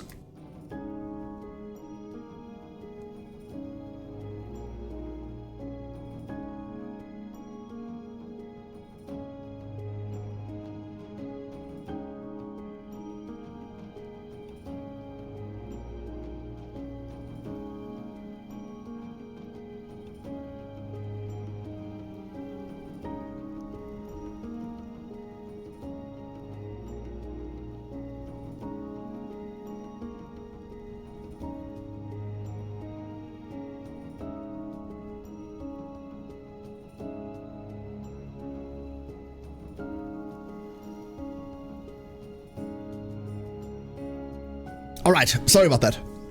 Whoop. Time to delete leftovers. Oh, I love leftovers. Expand the lower platform, build a storage depot on the platform, assign stored resources. Okay. But we're also going to be building those. And I believe we need more workers here, but we don't have that many workers. So, why don't we take... Wait, where did those go? This area is well suited for a lumberjack's hut. If we build a warehouse nearby, labor productivity will increase. Workers won't have to carry logs over long distances. Also, all of these log storages are now gone. And I believe the people that worked in them are free now? Warehouses allow you to store more resources. After building a new warehouse, you must choose the resource that will be stored in it. If you don't assign this resource, the warehouse will be empty. Ah. Each stores 200. Later, after studying the technologies, you could increase it. Proximity of warehouses increases the effect of production. By building a warehouse next to the sawmill, you will increase the output, okay? I'm much more interested in trying to, like, fit all of these people in there. Apparently, that's not working, though. Oh, that takes the builders. I see. So... what if we're not working day and night? Residents get to their places of work on foot. Until they reach the building, they do not participate in its work. A building's efficiency doesn't take into account the time spent commuting. If you build houses and kitchens near remote workplaces, you will significantly increase the output of buildings. You can configure the loot zone for a building by clicking the corresponding button in its window. The longer it takes for workers to commute, the less time they will have to work. Okay. Work shift has 3 slots. Because it's late. No, it's not.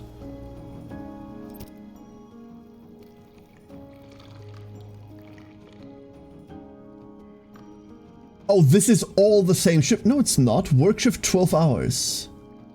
Shift toggle. This shift should be full. I don't know why it's telling me that. Who knows? But with this platform being done, we can now build warehouses. Build a warehouse, build a storage depot on the platform. Oh, they're doing it again, huh? So what's a storage depot then? Great. So they're telling me to build a storage depot. That doesn't exist. That's not a thing.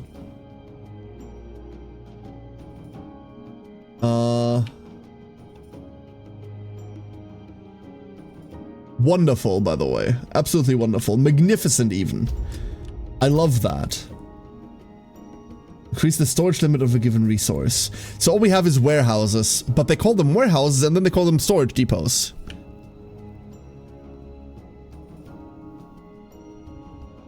Huh. Great. We'll actually kind of have to worry about storage in general because I used all of it on housing. Oops. I wasn't supposed to do that. One thing that does confuse me a little, though, is our population, right? Our population is 25 normal workers. They're not in there. They're in here, right? There's 8 there. Then 6 there. That's 14. And then 11 of them unemployed. Okay. So now only 5 of them are unemployed. And those are the people building? Hey, Igor.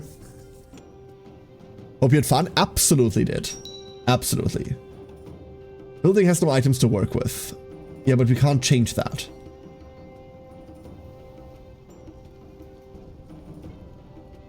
Is this made by the Frostpunk devs? Is it? Is it made by the Pokemon devs? I don't know. Don't think so? No? Why would it be?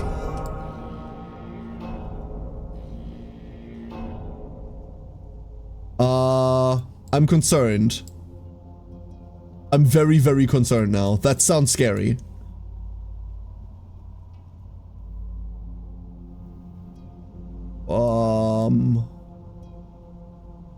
Everything's still fine.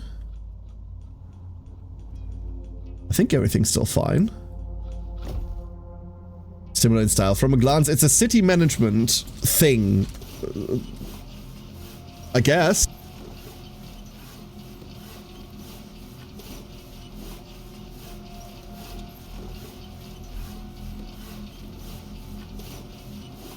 You have to take into consideration an effort that so far no children have been sent into mines yet, so I really don't see that similarity.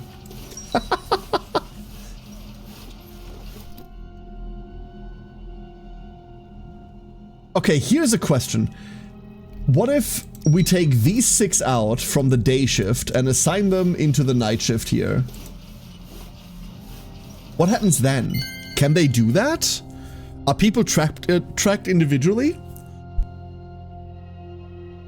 Outpost Ignalis has fallen. 3 red signals from the northeast at once. It means the neighboring outpost Ignalis has fallen. Right now we can't help them. The ruins where Ignalis stood are 5 days march away. Even if we send rangers after fighting through the fog thick with shroud spawn and ancient relics, they'd be the ones needing rescue. Eleron has a mission, and it comes before anything else. Oh damn. A smaller silhouette next to the building is a possible extension. Extensions will become available to you later with the study of technologies. You're not obliged to leave space for an extension, but then its construction will not be available in the future. In other words, you will have to leave space for extensions. Hey, Ghosty! Some of Ignalis' residents might have survived. If survivors reach us, we must take them in. Must we? You want to take them in? You remember what the fog does to people. You want mad refugees burning down half of Alaran. We will help them, if it doesn't harm the research. Besides, we can't keep sleeping in tents. We need proper houses. What if we just chop down some... Before you continue, Maton, remember, hacking flesh from the trees not only sacrilege, but a crime. Even though Sorago is far away, Monsieur Ethnarch won't allow it. They've now spelled Monsieur, like, 3 different ways? Right, this tree produces solarium, so I forbid even touching it with an axe without master supervision. I won't tolerate such barbarism. Cut trees on the ground. Okay, so no cutting the big tree because the big tree is a friend. Your settlement is a small light in the middle of a dangerous world. The difficulties and adversities that will visit you will certainly affect the mood of the residents. The bar at the top of the screen shows the current level of fear in the settlement. With a high level of fear, the efficiency of workers decreases, and if the bar fills completely, you lose!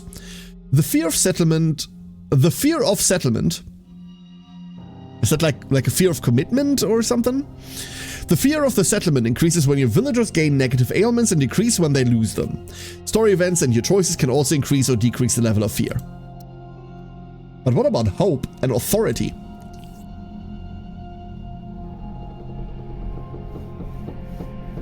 Gather wood from stacks or chop it in the forest. Okay. They said we could... Oh no, the mining area is just this, okay. So far they have not gathered anything. Like all the people working here, the shift started 2 hours ago. Oh, I think they're starting now. But all of this operation has not gone well whatsoever. Raw food rations. We've gained 1 total ration and 5 raw food since we began. So I don't see my food consumption anywhere. I don't know how much food we're consuming. Renewal. We're waiting for that. And we need to build 2 more of those houses. In reality, what we'll build first, once we can, is... camps, right? Like the warehouse thingies. Ora! Merry Christmas. The fear of settlement, is that like a lawyer thing? Yes! Exactly. Absolutely. Need some slides for them to get to work? Hell yeah. God, the camera is a bit of a finicky beast, I tell ya. No, Galandier, no. No, we're not making jokes like that, dude.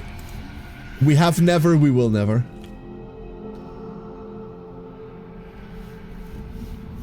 Also... No, okay, never mind. Misinterpreted that. What is this game? This is Dark Switch, a upcoming, not released, village building management thing in which we build on this tree and God help us if we fall. And we finally produced 10... Okay, we need 12 people on here at all times. Holy shit, this is slow. Like, I'll happily get less food, but holy shit, we need wood. Way more than that.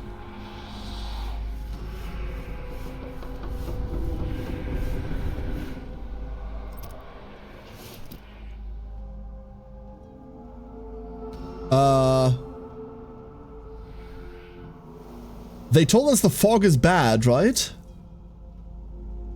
But it's also avoiding the camera and also coming. Uh-oh.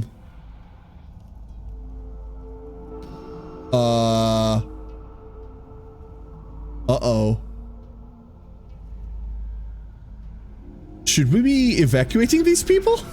Maybe? A little bit? No?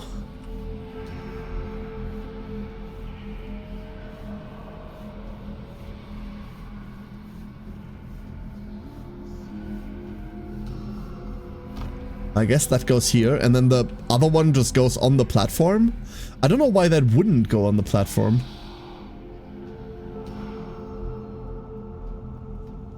Huh. Like, the whole warehouse situation still confuses me a bit. That still confuses me a little bit.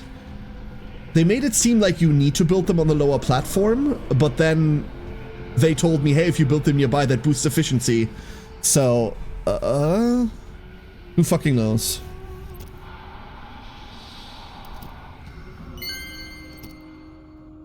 Ethnak, we spotted a smoke signal beyond the nearby forest. It's gone now, probably a flare burned out. Flare? You're saying there are people on the ground below near Eleron? No, I'd say someone dropped cargo from a Skywalker. Oh? Oh, there. The dropped or fallen cargo lies approximately in that area. Probably intended for us. Maybe. It could be anyone's. It could even be ours. Hey, Kat, how you doing? Good time zone.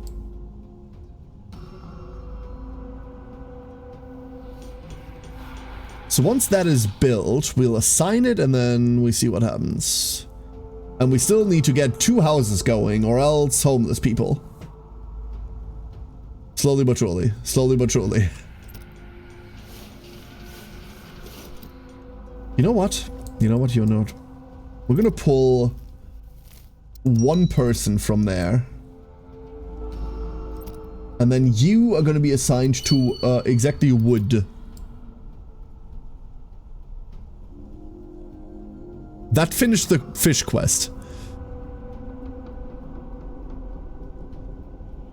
I wish the objectives thing wasn't so fucking enormous. This is huge for no reason, yeah.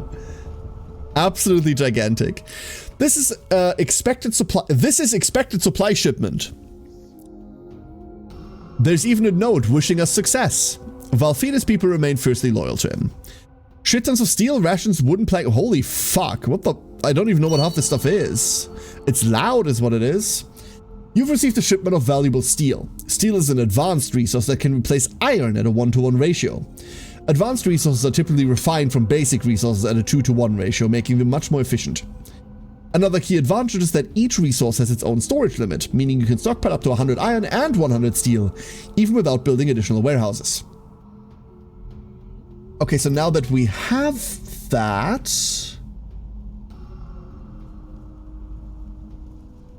Oh no, we got wooden planks. But we didn't. We only got the steel from that? Didn't it say 100 wooden planks? Or maybe they need to bring that stuff back. Maybe the scouts need to return with all of it. Yeah, look at them. There they are. Returning fear. Oh, that's their fear bar underneath it. You can't see that. I have my head in front of it, obviously. I do enjoy having 50 of the sun. They told us this tree produces solar. We don't know what that is yet. It might have to do with like this giant fuck off building at the top of it. So there's the second work shift about to start. And there are one wooden planks. So these just replace the previous resource, which means we can use the planks instead of normal wood. But we're not going to because we're waiting for this to be done. And then we need to build more houses. The scouting party's ready. That's great. The scouting party can stay there.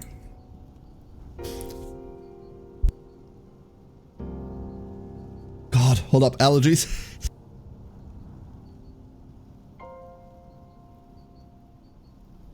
God, this is really bad today. Severely physically ill. Well, we can't change that, so good luck. We have no way of interacting with that as far as I'm aware. And then we're supposed to build a warehouse on here. Let's go build that. And then we're also supposed to build 2 houses. But I want that to be level.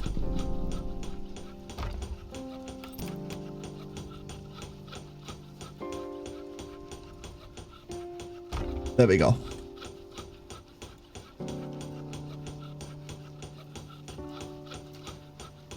And that should be all the housing and all the everything we need. We should presume that these are all elves and thus this is very elf punk. Yes. In fact, yes. It'll be better that way.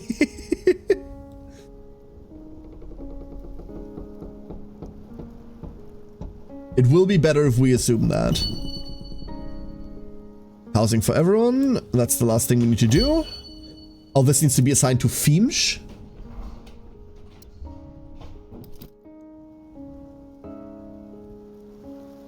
That's what you produce, right? You produce raw food. You produce raw food, okay. And that's what we store. And then what is that line it keeps drawing? The line goes up in here, that's it. We can't build any more platforms because we're in the first phase. Up here, hold up. We're in the first phase and we can have 2 platforms in the first phase. Never mind. The refugees from Ignalis. People can barely stand on their feet. It's astonishing they managed to make it this far. Sneeze.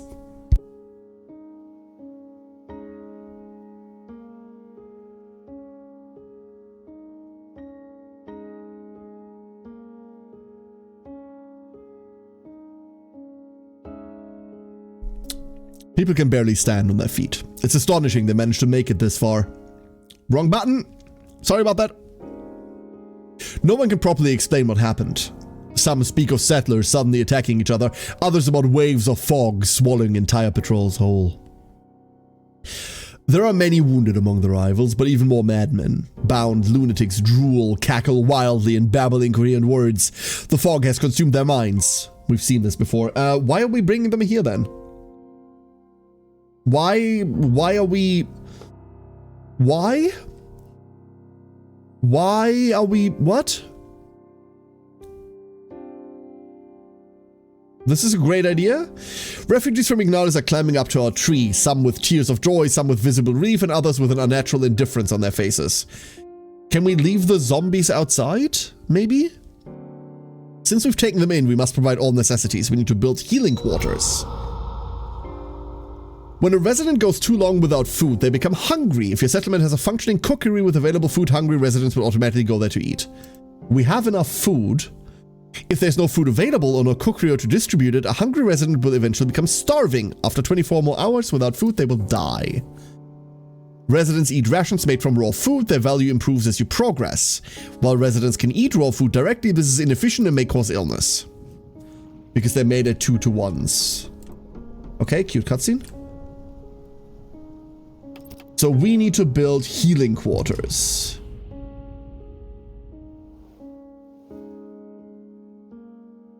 Let's go find a place. Hold up. Let's attach our camera to the tree real quick. Okay, camera attached. And then healing quarter. We do want there to be ample space for this thing. Because I do want to leave space for the extensions. That just makes sense. We'll put it over there. It'll be fine. The crazy people are very easy to single out. I mean, yeah, they literally described them, right? So, I don't know. How many new people did we get? 9 homeless, so we need to build 2 more houses. Mentally ill, physically ill, severely physically ill. Oh god. What the fuck? The game distinguishes between mentally and physically ill. Uh-oh. Assign work shifts in the healing quarter, wait until the sick are healed. Uh-oh.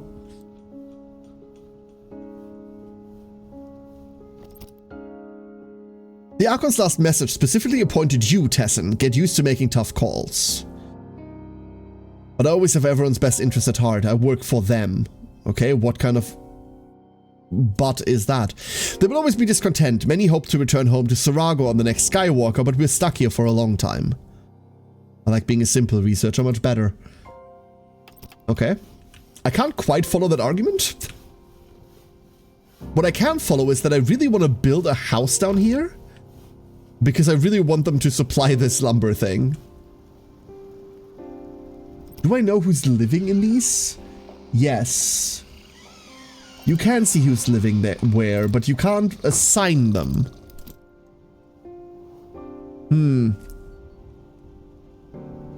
It's gotta stay for what carries. Glondia, you have a knack for just like saying really rude, uncalled for shit today. Like, I don't know whether that's me just like having slightly thinner skin than normal, or like you specifically being a bit of an asshole today. Let's agree to just not. Shall we? Building onto the tree is pretty fucking sick. I like that a lot, yeah. I think this specifically is pretty cool. There was another game that I played recently. What was it called? I didn't play it on stream. This was an off-stream thing. Hold up. I need to find that.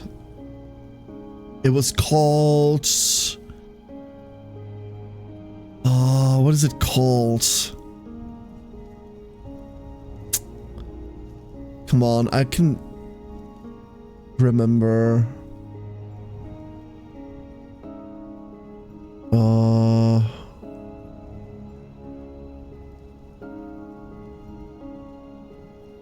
Seriously?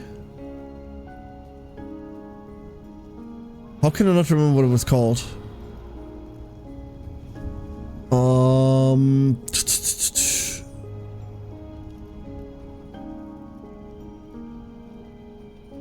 kind of worked the same way, but you were building around a tower. Like, you were basically trying to construct a tower into the heavens. And you were piling on buildings on the outside of that tower as you were putting like layer and layer onto it. God, what was it called? I swear.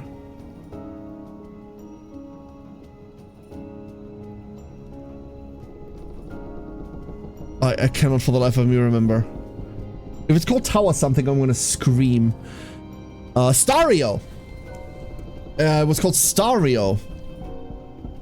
That one was really fun as well. It's kind of the same principle. Warhammer 40k Hive City Construction Sim? Yes. Correct. The correct take. So unfortunately we only have 7 people to work in this. We don't have 8.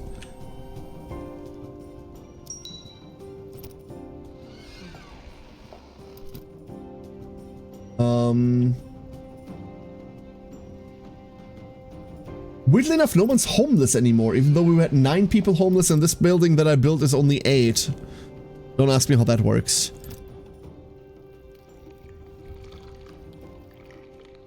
We have 3 additional people that could work here, though. But I can't do that manually properly. I have to do it like this, huh? And like 12 of these are just freeloading. That's kind of a cool idea. It was really nifty. I considered playing it on stream, but I was in a weird lull of just like needing to chill out for an evening, so I played it off stream. It's really, really fun. I don't think the tree is big enough to really simulate this, but anyone trying to make such a simulation would go insane. The Hive City? Yeah, no, absolutely, yeah. I kind of want like a sim Hive City, but that shit's too large a scope, right? Too large a scope. You just build a hospital, clearly some are interns that live there. This is like back when you were a really young child when you thought all the teachers lived in the school, huh? Mesa, the workers are complaining of panic attacks at night. Many hear whispers and moans. Sorry, I'll keep it down, I guess. The fog has grown more active. Very well. Light the flame guards near the buildings. They should protect the people at night. Also, now they call it Messer, which is German for knife, instead of Monsieur. Like, what the f... Okay. I'm doing this. I'm gonna try and figure out where the dev studio is situated. Hold up. Let's find out.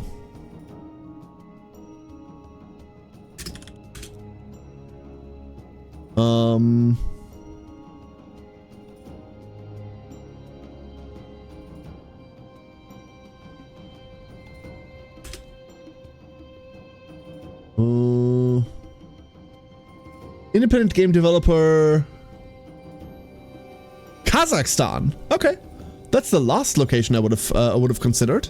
Interesting. Like the only thing you can tell is that whatever this is not native English, right? Like it's translated. 1 billion. We looked this up. It's upwards of 10 billion, or like it's up to 10 billion for like the largest ones. I want a beehive building game now with all this hive talk. Yo, that sounds fun as fuck. There is kind of a game like this, a Ghost Tree, but it's not exactly what you think. God, I don't even remember what that one's called. I played that forever ago, so finding it now is going to be impossible. It was a small, like top-down, like cozy farm-ish sim about collecting and breeding bees. Apico! Yes, Galandia, exactly. Apico. If you want to like fuck around with bees and make like cozy beehives, it's not like what we're talking about in terms of like beehive building simulator. But look at Apico. They just made a new one as well that is about frogs, and that was another contender to be playing. You want a cozy bee game? Apico. That's it, Estelle. It's that one. It's very, very cozy. Your first bee is named Beatrice, because of course it is, and it's very cozy.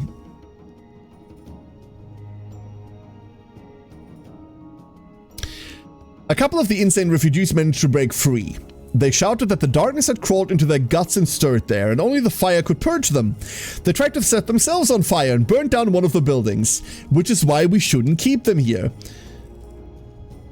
They're insane, not criminals. Drive the insane from the settlement. Yes.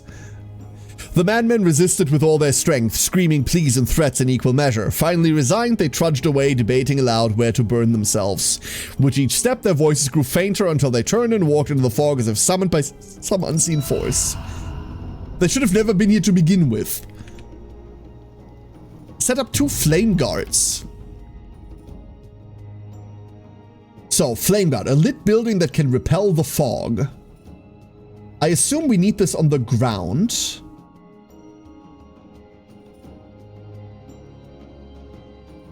So one there.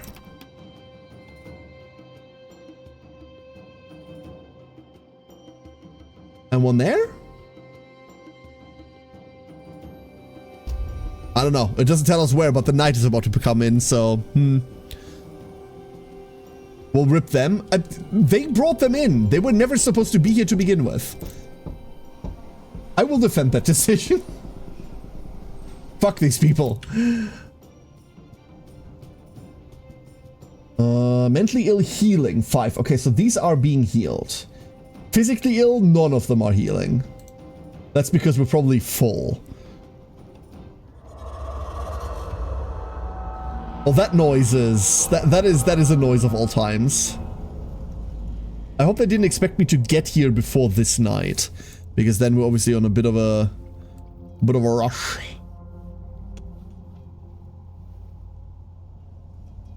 So how long does that take? It's this bar up here, huh? Interesting. If a building is shrouded in fog, it begins to become infected. Uh-oh. Accidents occur in the building, stopping work until the damage is repaired. The more a building is trapped in fog, the more accidents occur in it. Stained glass windows and other light sources protect ground structures from infection. How are stained glass windows a light source? What? Huh? The buildings on the trunk heal themselves. Okay. So we don't need to worry about this down there. We need to worry about it here. And this is why these have been freeloading, because they really need to be in these. Oh, they got there quick. That's cool. They're burning wood. They're burning wood. Cool. We're making 7.8 an hour. They're burning 1 an hour. Well, they're burning 1.25 an hour. Wait, if we only make 1 an hour and we're burning 1.25 an hour, now we're about to burn... Oh no. The warm light of the flame guards brings comfort at night. People feel much calmer. The maddening whispers emanating from the shroud are no longer heard, though the nights are growing darker. I don't know how to read this yet. Twitch chat, help me out. That doesn't help. So, this says we make... Every hour we make 7.8, right? That's how to read that? And then this says... Every 1.25 hours we burn 1?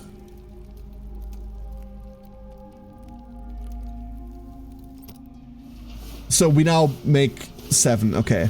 And then as the other one is about to be done, we're burning 2.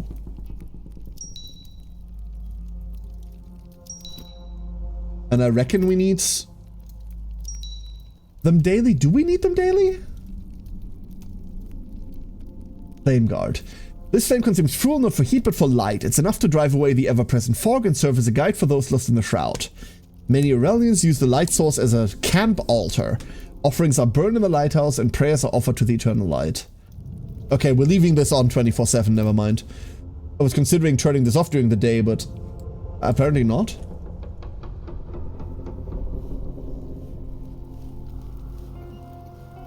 And these are still not healed. 12-hour shifts. Oh, we can put 24-hour shifts on if you want to run this on half people, huh? The power of Christ in these stained glass compels you? Yeah. That's the light source. That's exactly what it is. Healing psychosis. Okay, so 2 more hours and then that's done. What's this? Our wood supply is low. We can't erect buildings and construct skywalkers without wood, so please build another lumberjack hut and cut a tree or two. Okay. Can do.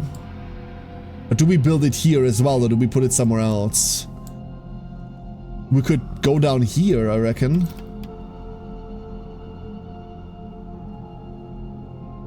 But I'm scared of going down there because that's really far away.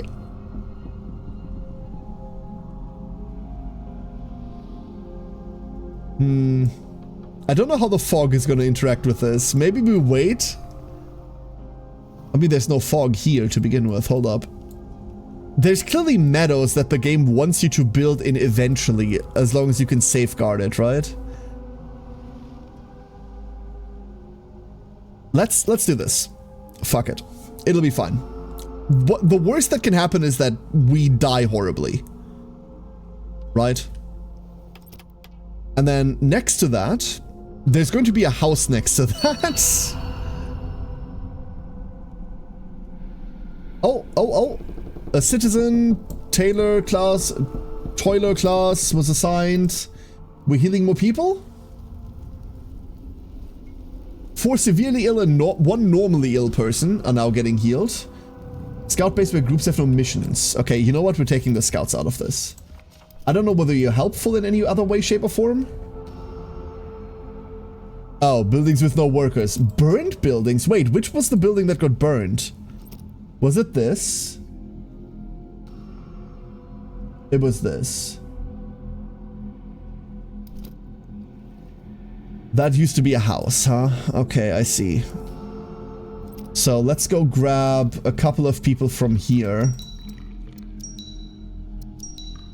to go up there and repair that. I assume that's what that is. I assume this is repairing it and not anything else.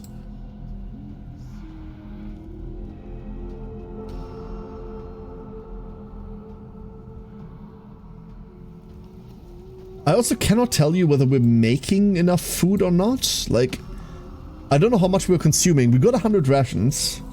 I think we're losing food. I'm pretty sure we're losing food. 2 days, 20 hours. Gather 200 wood. Good luck with that.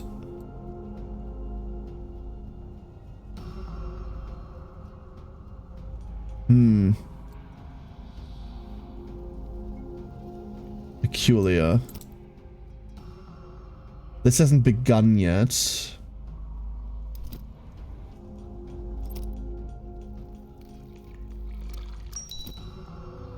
Take one more from there. Oh! Oh, hello there. Oh, you're fancy. And also a bit jittery. And also really far away, and I'm not going to look at that for the next eternity. Our fear has gone down though. 7% only. So where did we get more workers from? We only have 31. Where are we getting more workers from?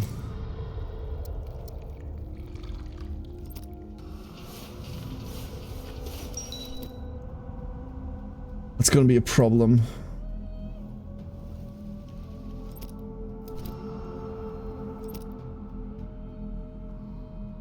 This burnt build.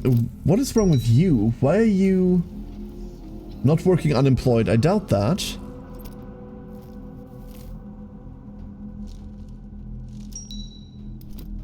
One person left. I guess you can go fish by yourself. A flame more terrible than the fog. The Luminarchy, even the name makes many go pale and tremble with fear.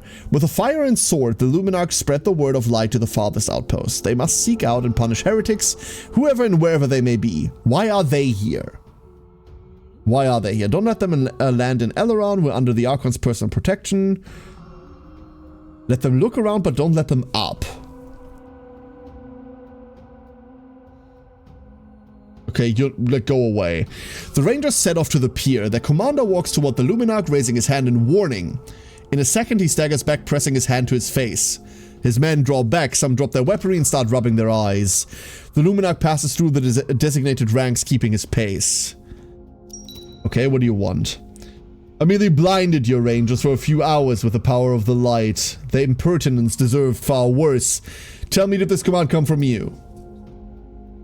Yes, here's the credential from Archon Valfidus himself. We're under his personal protectorate, your authority here.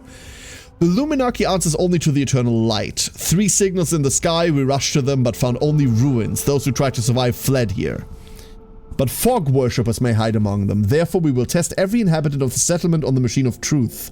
The will of light shall be carried out at any cost. Fuck off? How about you fuck off? Also, cool ship.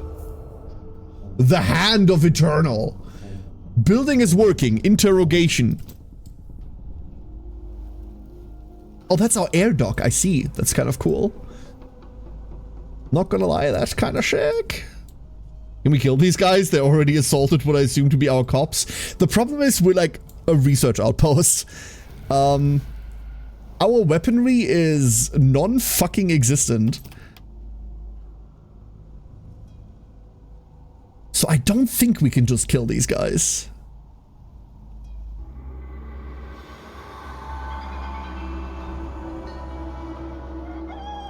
Ominous noises.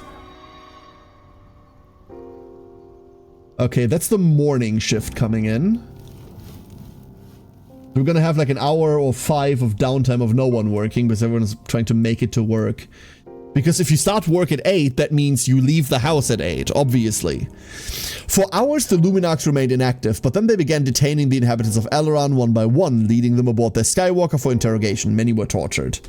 Resistance was futile, and should the Luminarchs signal for reinforcements, incinerator cruisers would reduce the outpost to ashes within days. All that remained was to hope that none of the residents would let slip the true purpose of Eleron. What is the true purpose of Eleron? Hold up. I thought we were a research outpost. Oh, the Luminarchy took like 4 residents. Are they dead? Severely injured? Okay, I see. Like, are we getting them back? Greta, Ernod, Silbert. Okay, they only took them. They're not like gone. They're just,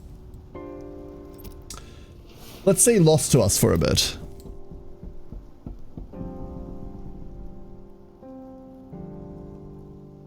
Okay, did you ever play Crystal Project? I've been eyeing it for a bit and not sure if I want to pull the trigger. Project Crystal Project is a wonderful fucking game. Ring song. I really like Crystal Project. It's a game that we've played multiple times on stream. And I've never not had a good time with it.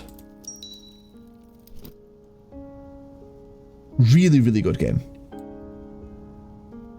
It's a bit unbalanced, I'll say that. It's a bit unbalanced. What are you doing that the Inquisition isn't gonna like? I do not know. Maybe we're fucking the tree. Maybe that's the problem. In which case, I know the Inquisition does need to just like take us and kill us, huh? What is this? In the distance we see a campfire, most likely refugees from Ignalis. They're certainly in need of aid. Okay, we're sending rangers at them. They're having a frank exchange of views. Yeah, that's exactly what it is. A friendly discussion. Frankly but direct. What do you think this bar is on the side?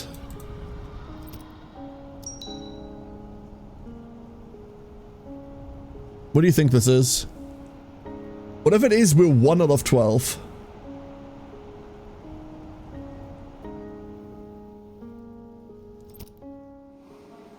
Why are there only... Why are there only... Wait. Are they getting tortured right now? 2 of them are getting tortured. That's the problem. Okay. Oh, also this building. Oh, this is the building that burned down. Fuck. That sucks.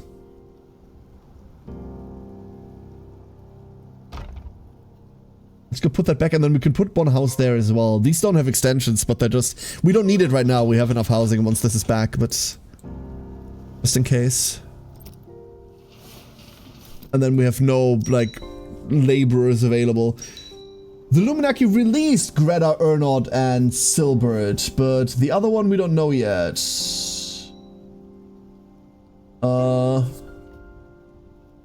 Trauma. 4. Well, all 4 of them. Great.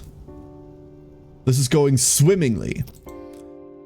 The refugees are reluctant to speak with the rangers. After what happened, they fear heading toward Eleron. To them, setting foot on the tree seems even more dangerous than staying put and breathing the fog.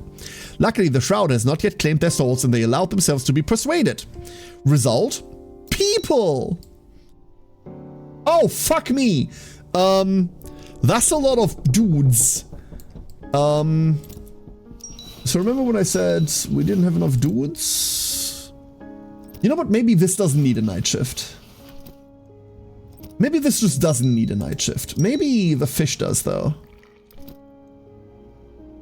Yeah. Let's go get the fish.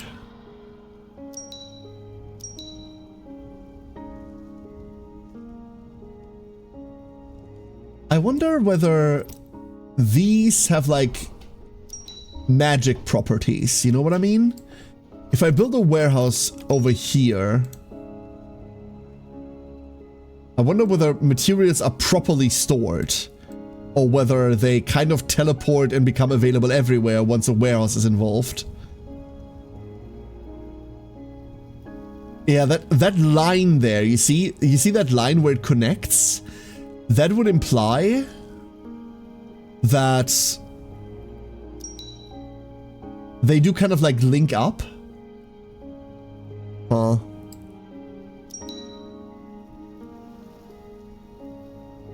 Scouting party is back.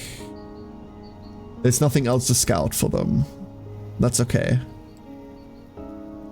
But this is full.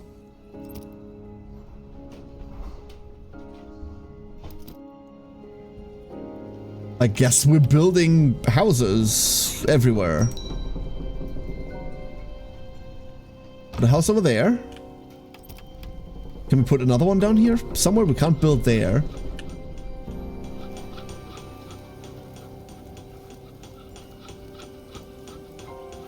Can't have, well, we can, well, no, that takes that space of that annex. We don't want that.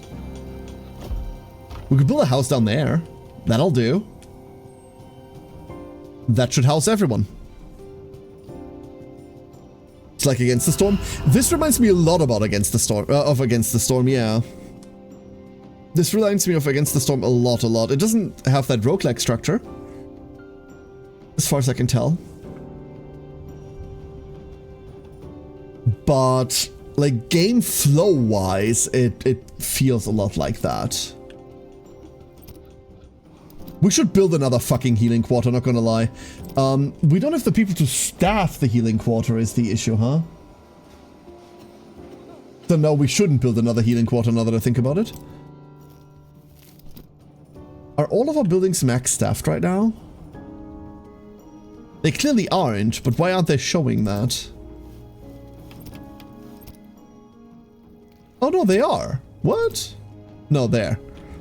Okay, so only buildings that aren't max staffed are showing up in that. There we go. 3 people can work in that.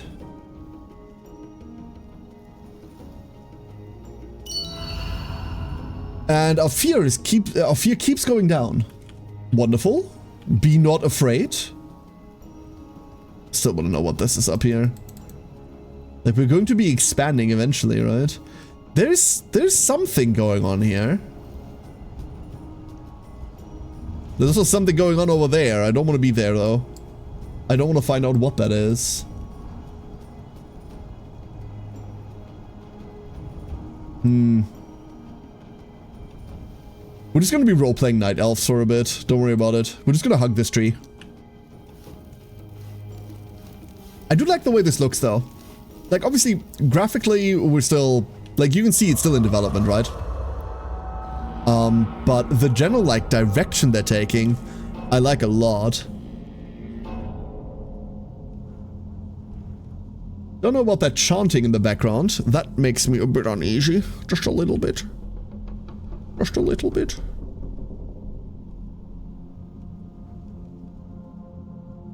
And we're never getting out of everyone being fucking dead. What is this? Hungry. Why are 3 people hungry? We have a crap ton of food. In fact, what we don't have is enough kitchens to process all the raw food we're bringing in. Huh. The important question is the chanting in Latin or possibly Esperanto. It could be... You know what my favorite kind of like chant is, Ring Song? It's the... This sounds like a language, but it isn't type of trance. Like someone goes, oh man, oh, and I go like, yeah, that's my style. Right there. Okay, homelessness cured. Hurrah. Minimum level of council building is 2. So, how would we upgrade our council building? Council town hall. We can just do that. Oh, sick! Like the one shot in Doom Eternal. Yo, Doom. Madoka Magicka's OST was that, if I recall. Oh, I didn't know that. Hey, Dip, how you doing? Happy holidays, dude. The entire Whispers in the Walls soundtrack? Yes. One Winged Angel? That's... Isn't One Winged Angel Latin? Nier's OST... Oh god, Nier's OST is so good. Nier's OST is so fucking good, dude. Several workers are standing and talking at the... Like, specifically, A Beautiful Song is an insanely good song. But yeah, that one is just made up nonsense language as well. It just sounds like it means anything. Several workers are standing and talking at the edge of the forest. Wispy streams of fog seep from between the trees, moving unusually fast. One of the brave souls decides to get a closer look at the strange fog. In a world where we know that the fog corrupts the mind, one of the brave souls decides to get a closer look at the strange fog. The fog envelops him. A second later, he begins sneezing loudly.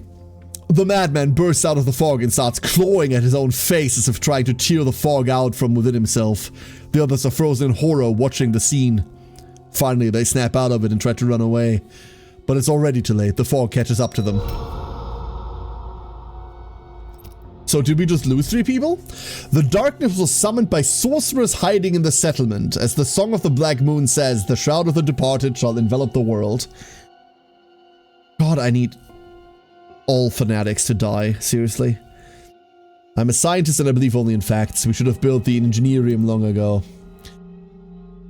Why are we calling him Messa now? Monsieur. Like, we have this like half French approach.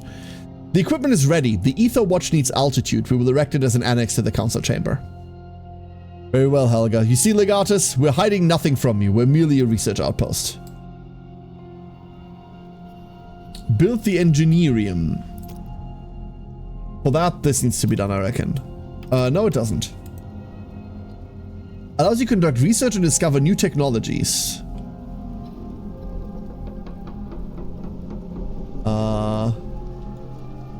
I guess that goes up there? I guess that goes up there.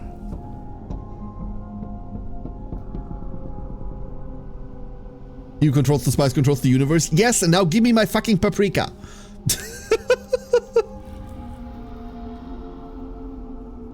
And it's like how you're not being told the consequence of events. There was a tiny little pop-up at the bottom, and I think it says someone died. But like, it was over in a flash, tiny and unreadable. And I don't fucking know. Also, someone is now magically homeless again. My tree's glowing.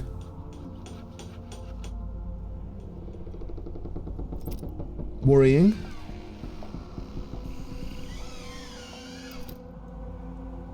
Because it puts in the spot it fits in. It would have fit in other places, but it has these optional annex buildings that I don't want to give up on.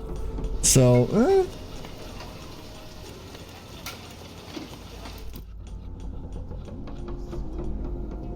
until I know how important these are or what they specifically do, I don't want to keep them.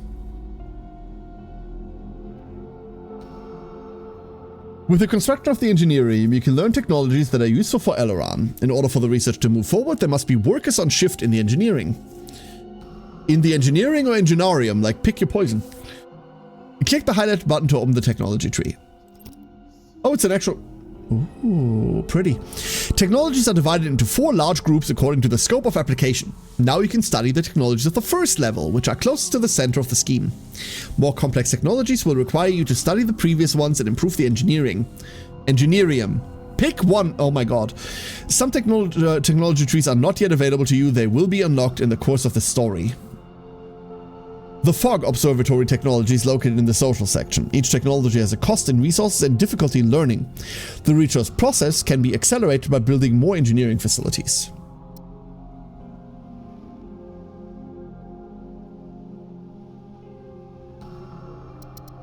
So, Watchtower. That I don't like, by the way. You want me to build this? The fog level is increasing at a normal pace. Our people are frightened. Continuous monitoring and a deal prediction of every change in the shroud behavior is essential. The Ether Watch Annex monitors the fog level near the tree.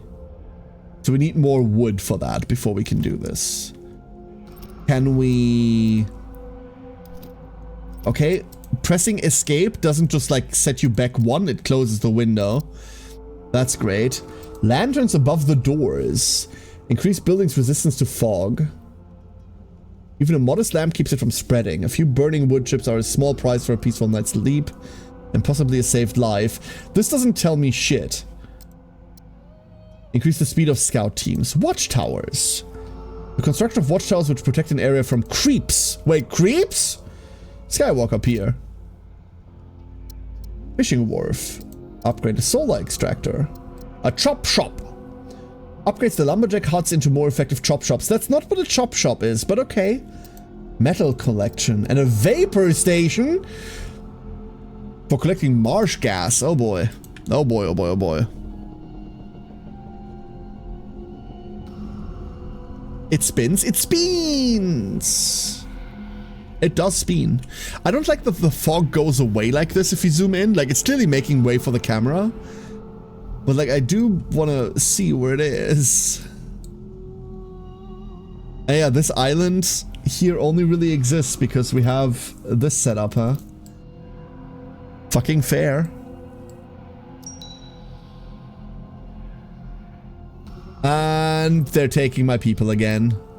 They just took 4 people again. Which means at least once these people are healed, there will be more people with trauma for the medics to deal with. That's something. We do not have the people necessary to work in this. We like flat out don't. I can have like 1 person work in this day and night. That's it.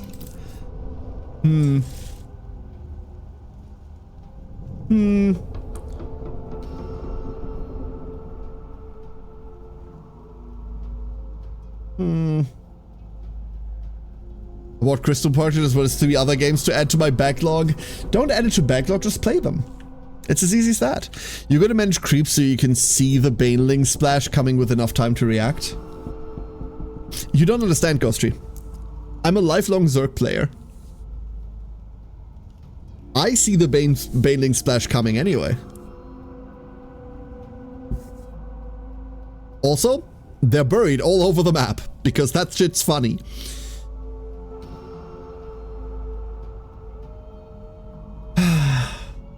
So we need a crap ton of wood.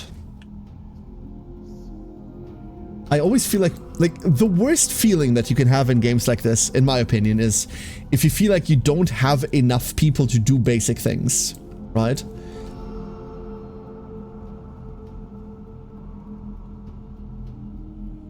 Like, let's say you have 20 people, and all of those 20 people have, like, jobs. But out of those 20 people, like, let's say 15 are assigned to keeping those 20 alive. Like, some are producing food, some are getting water, some are providing light. Insert role here that is just maintenance. And then 5 people you have for, like, projects and for advancing. And then you get the next 20 people. And once again, you have to take 15 of these people and put them to work, like, keeping everyone alive. That level of, like, maintenance has always been a bit blah to me in management games like this. It makes sense. It makes perfect sense why you would have it like this, right? But a smaller group of citizens maintaining a larger population oftentimes makes the game feel less restrictive. So right now I feel like all of our people, out of the 21 people we have, 8 of them alone are just making food. Another 8 of them are just trying to cure people. We can take people out of this now. We'll have more sick people in a bit. But fuck it.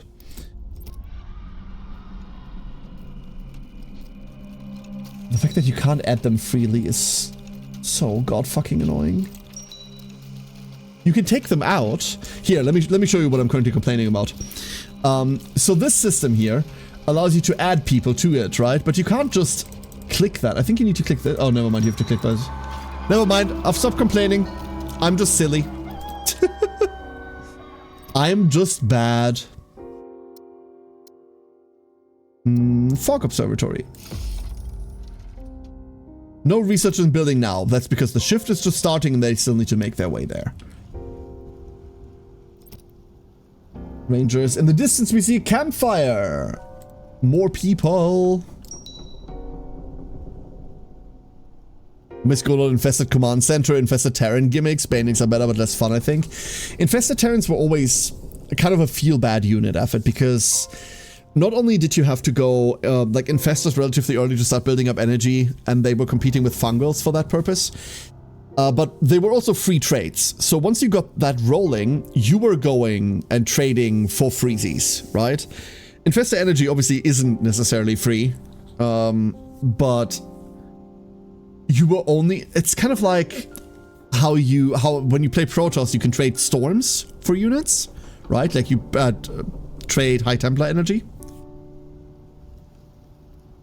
But that's kind of the only thing they do, right? With Infestors, there's other things you could be doing with that energy instead. So, the fact that that got eventually taken away makes perfect sense. You meant SE1? Oh, okay. I was going to say, we never had Infested Command Centers, but if you're talking StarCraft 1, sure. Are you like in an apocalypse ongoing situation, post-apoc or pre-apoc? No idea. We know that the fog is bad, but I don't know. I think we're ongoing. The nightmare is ongoing. I think that's where we are. We don't have free people for wood. We don't have free people for anything. We have free scouts. That's what we have. We have free those dudes. Maybe we should just put those in here. They can't be put in there, never mind. They can be put to labor, though. Emaciated people sat around a small fire, shielding it with their bodies and a piece of hide draped over the top. They were clearly afraid of being found. It took a great deal of effort for the Rangers to convince the poor souls that they were safe. Are they, though?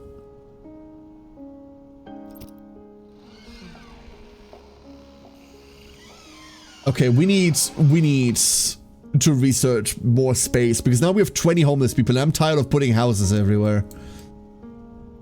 I'm getting real tired of putting houses everywhere. We're gonna put one house here. And you might ask, but Care, why? And I will say, because I can. And also because it is lit up, so it should be quote-unquote safe.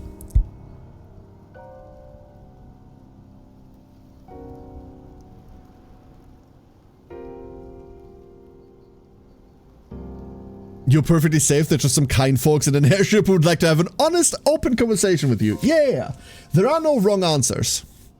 No, sorry. There are no right answers. You get so many people when you find those camps? Yeah. Yeah. Are we though? No, that was a shit ton of people. You're absolutely right. That is a shit ton of people. So we can now fully crew the research center. And we can fully crew that too. Okay. All of our, what is it, craftspeople? Yeah, craftsmen. All of our craftsmen are now employed, with one being spare. And hell, everything else is running at full as well. We'll see what the fog observatory does in a second, but it's looking good. It will make 50% of the house he made useless.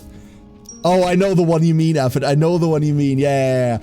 Inevitably, this exists in every game where you can make a house so big that it just houses half your population. You go like, huh, this entire block is now meaningless. You must now build the Ether Watch modification. It keeps naming this different things. Please stop. You're being annoying. Where is it? Oh, it's an extension to the council chamber. Donk. That's why we couldn't build there. That makes sense.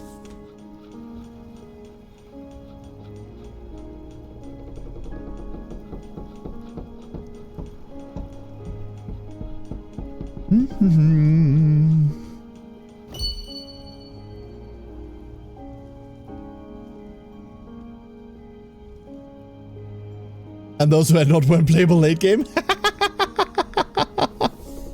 Yup. Ghost Tree is also right, and those that didn't were like every single one of them has like buildings like this. You're right. My people noticed lights in the shroud. They're flickering strangely, like a signal. They're only visible from the council chamber platform. Then we must find the source of the signal. Send out a search party. I'll be cautious. The Luminarchs have descended from the tree and gone into the forest. My rangers will return before they get back. The Luminarchs won't notice a thing. I mean, fuck them, I think. I don't know. We have a new research, and the next thing I'm researching is bigger housing. Allows for upgrading forest houses to residences that can accommodate more residents. It doesn't tell me how many more, just that it can accommodate more of them. Which is, you know, nice of it, but... We played Banished not too long ago. Oh, I never played Banished. People who made Ixion also made Mechanicus. That's the same fucking studio? Oh no! You know Mechanicus 2 is coming, right? Oh no! I didn't know those were the same, that's the same studio. Oh. I'm very excited for Mechanicus 2. It's gonna be a pretty nifty game. Bulwark? Huh. Very interesting. I love how they invented an entire new fucking musical genre. That's my favorite thing about Mechanicus. An entirely new music genre.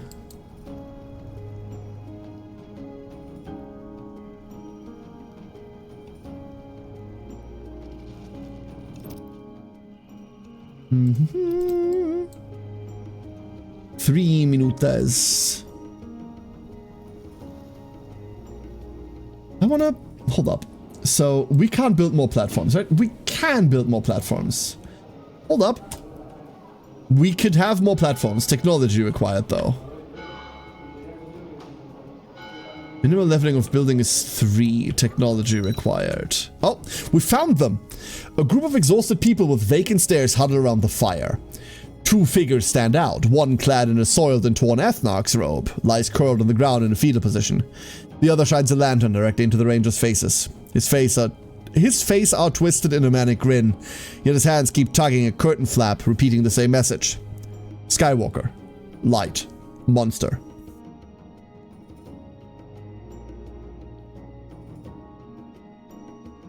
How many?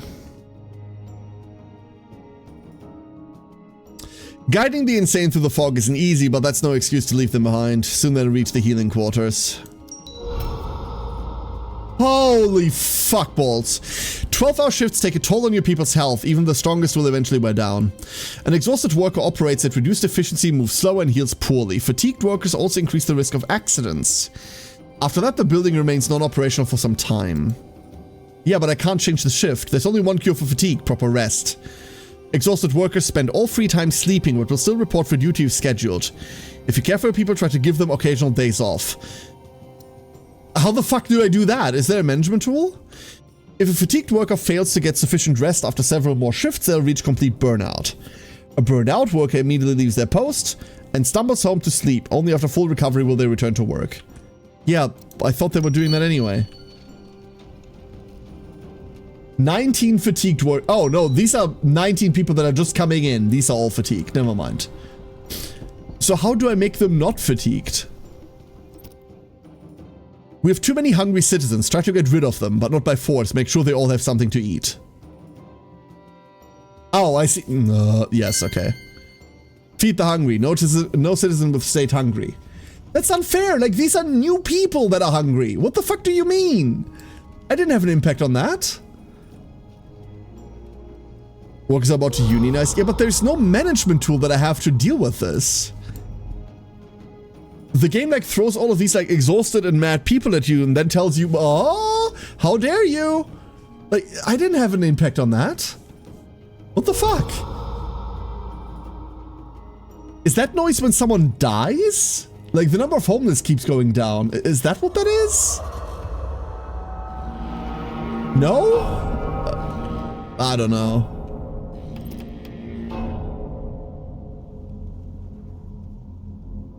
It is certainly a noise.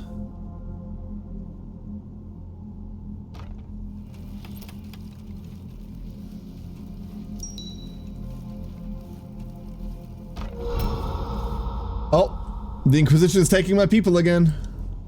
Great. Assigned to the Engineerium. Cool. We can upgrade houses in a bit. Hold up. You know what? Let's not build that one. This'll work. It'll be fine. And then the people that live down here have an easier time of getting to the workplaces downstairs.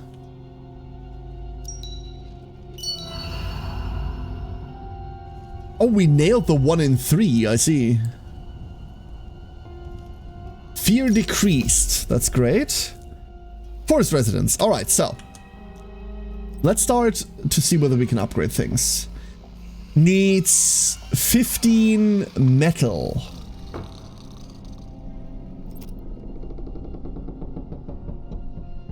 I wonder how many people this houses, because if it isn't a lot, we might as well just build them tightly packed together. Is there a log indicating someone dies? There is a message that pops up very briefly on the bottom right, but no log that I can look at, as far as I know, no.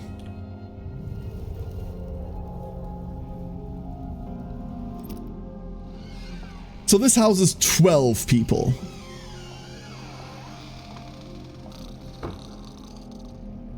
Hothouse. Maintaining people's health. Every ethnarch eventually comes to the conclusion the residents should take care of the fruits themselves. Defense workshop.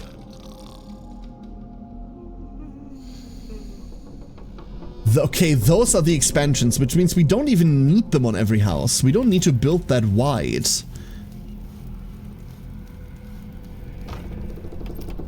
I thought these were expansions that said like, hey, you can now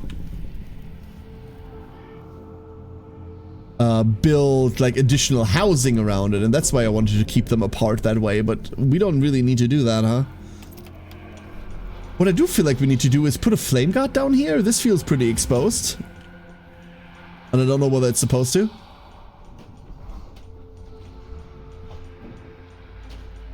Supply chain. The chain of warehouses from here to the council chamber simplifies supplies and allows you to make trips of any length that the situation requires. Intermediate warehouse is always convenient. Being close to the tunnel streamlines logistics. Okay, I guess it does. I have no idea how required this flame guard is, but better safe than sorry.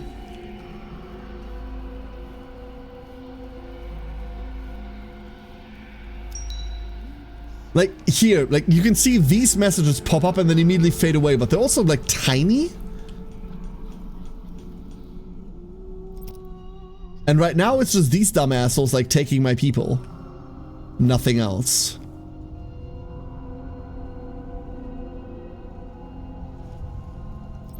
Let's put...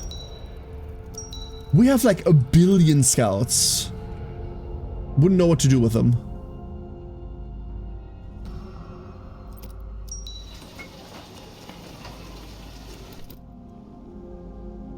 I don't want another kitchen. What constitutes on the tree is a good question. Are the platforms on the tree? Yeah, but that wasn't made by you, the player. It was already there. No, I built this down here.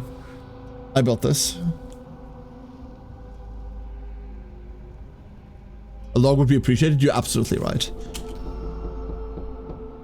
So I could press enter or something. Usually that would pull up a log sometimes, but no, nothing like that.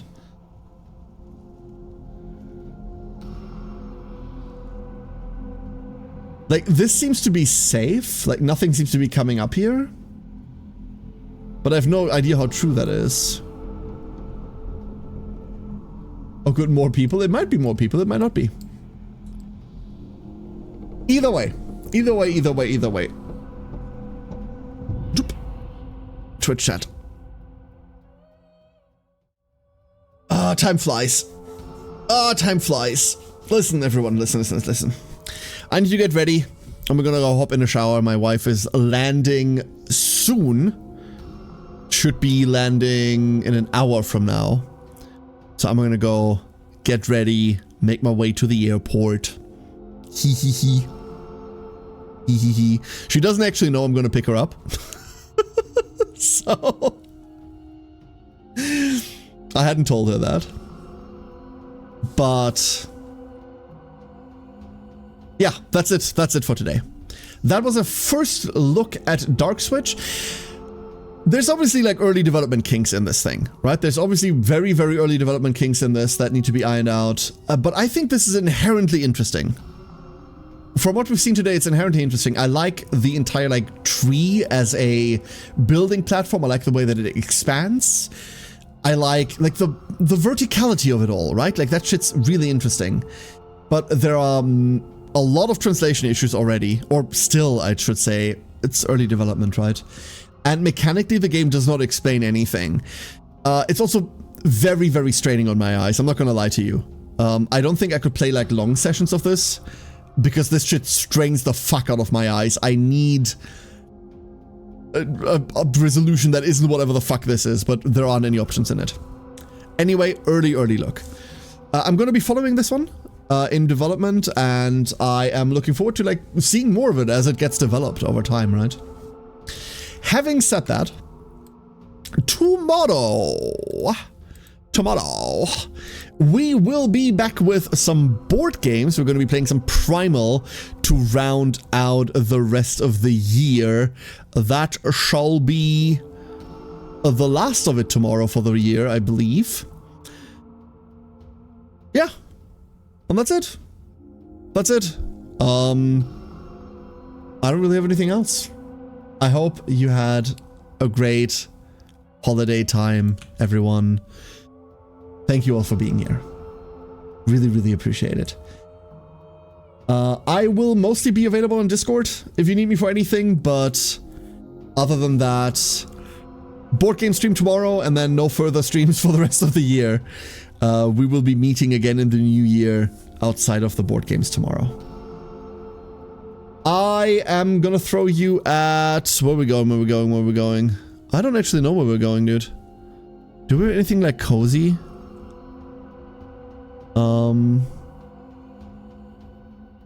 You know what? No. I hate just like raiding someone and then immediately fucking off. It's something that I don't enjoy.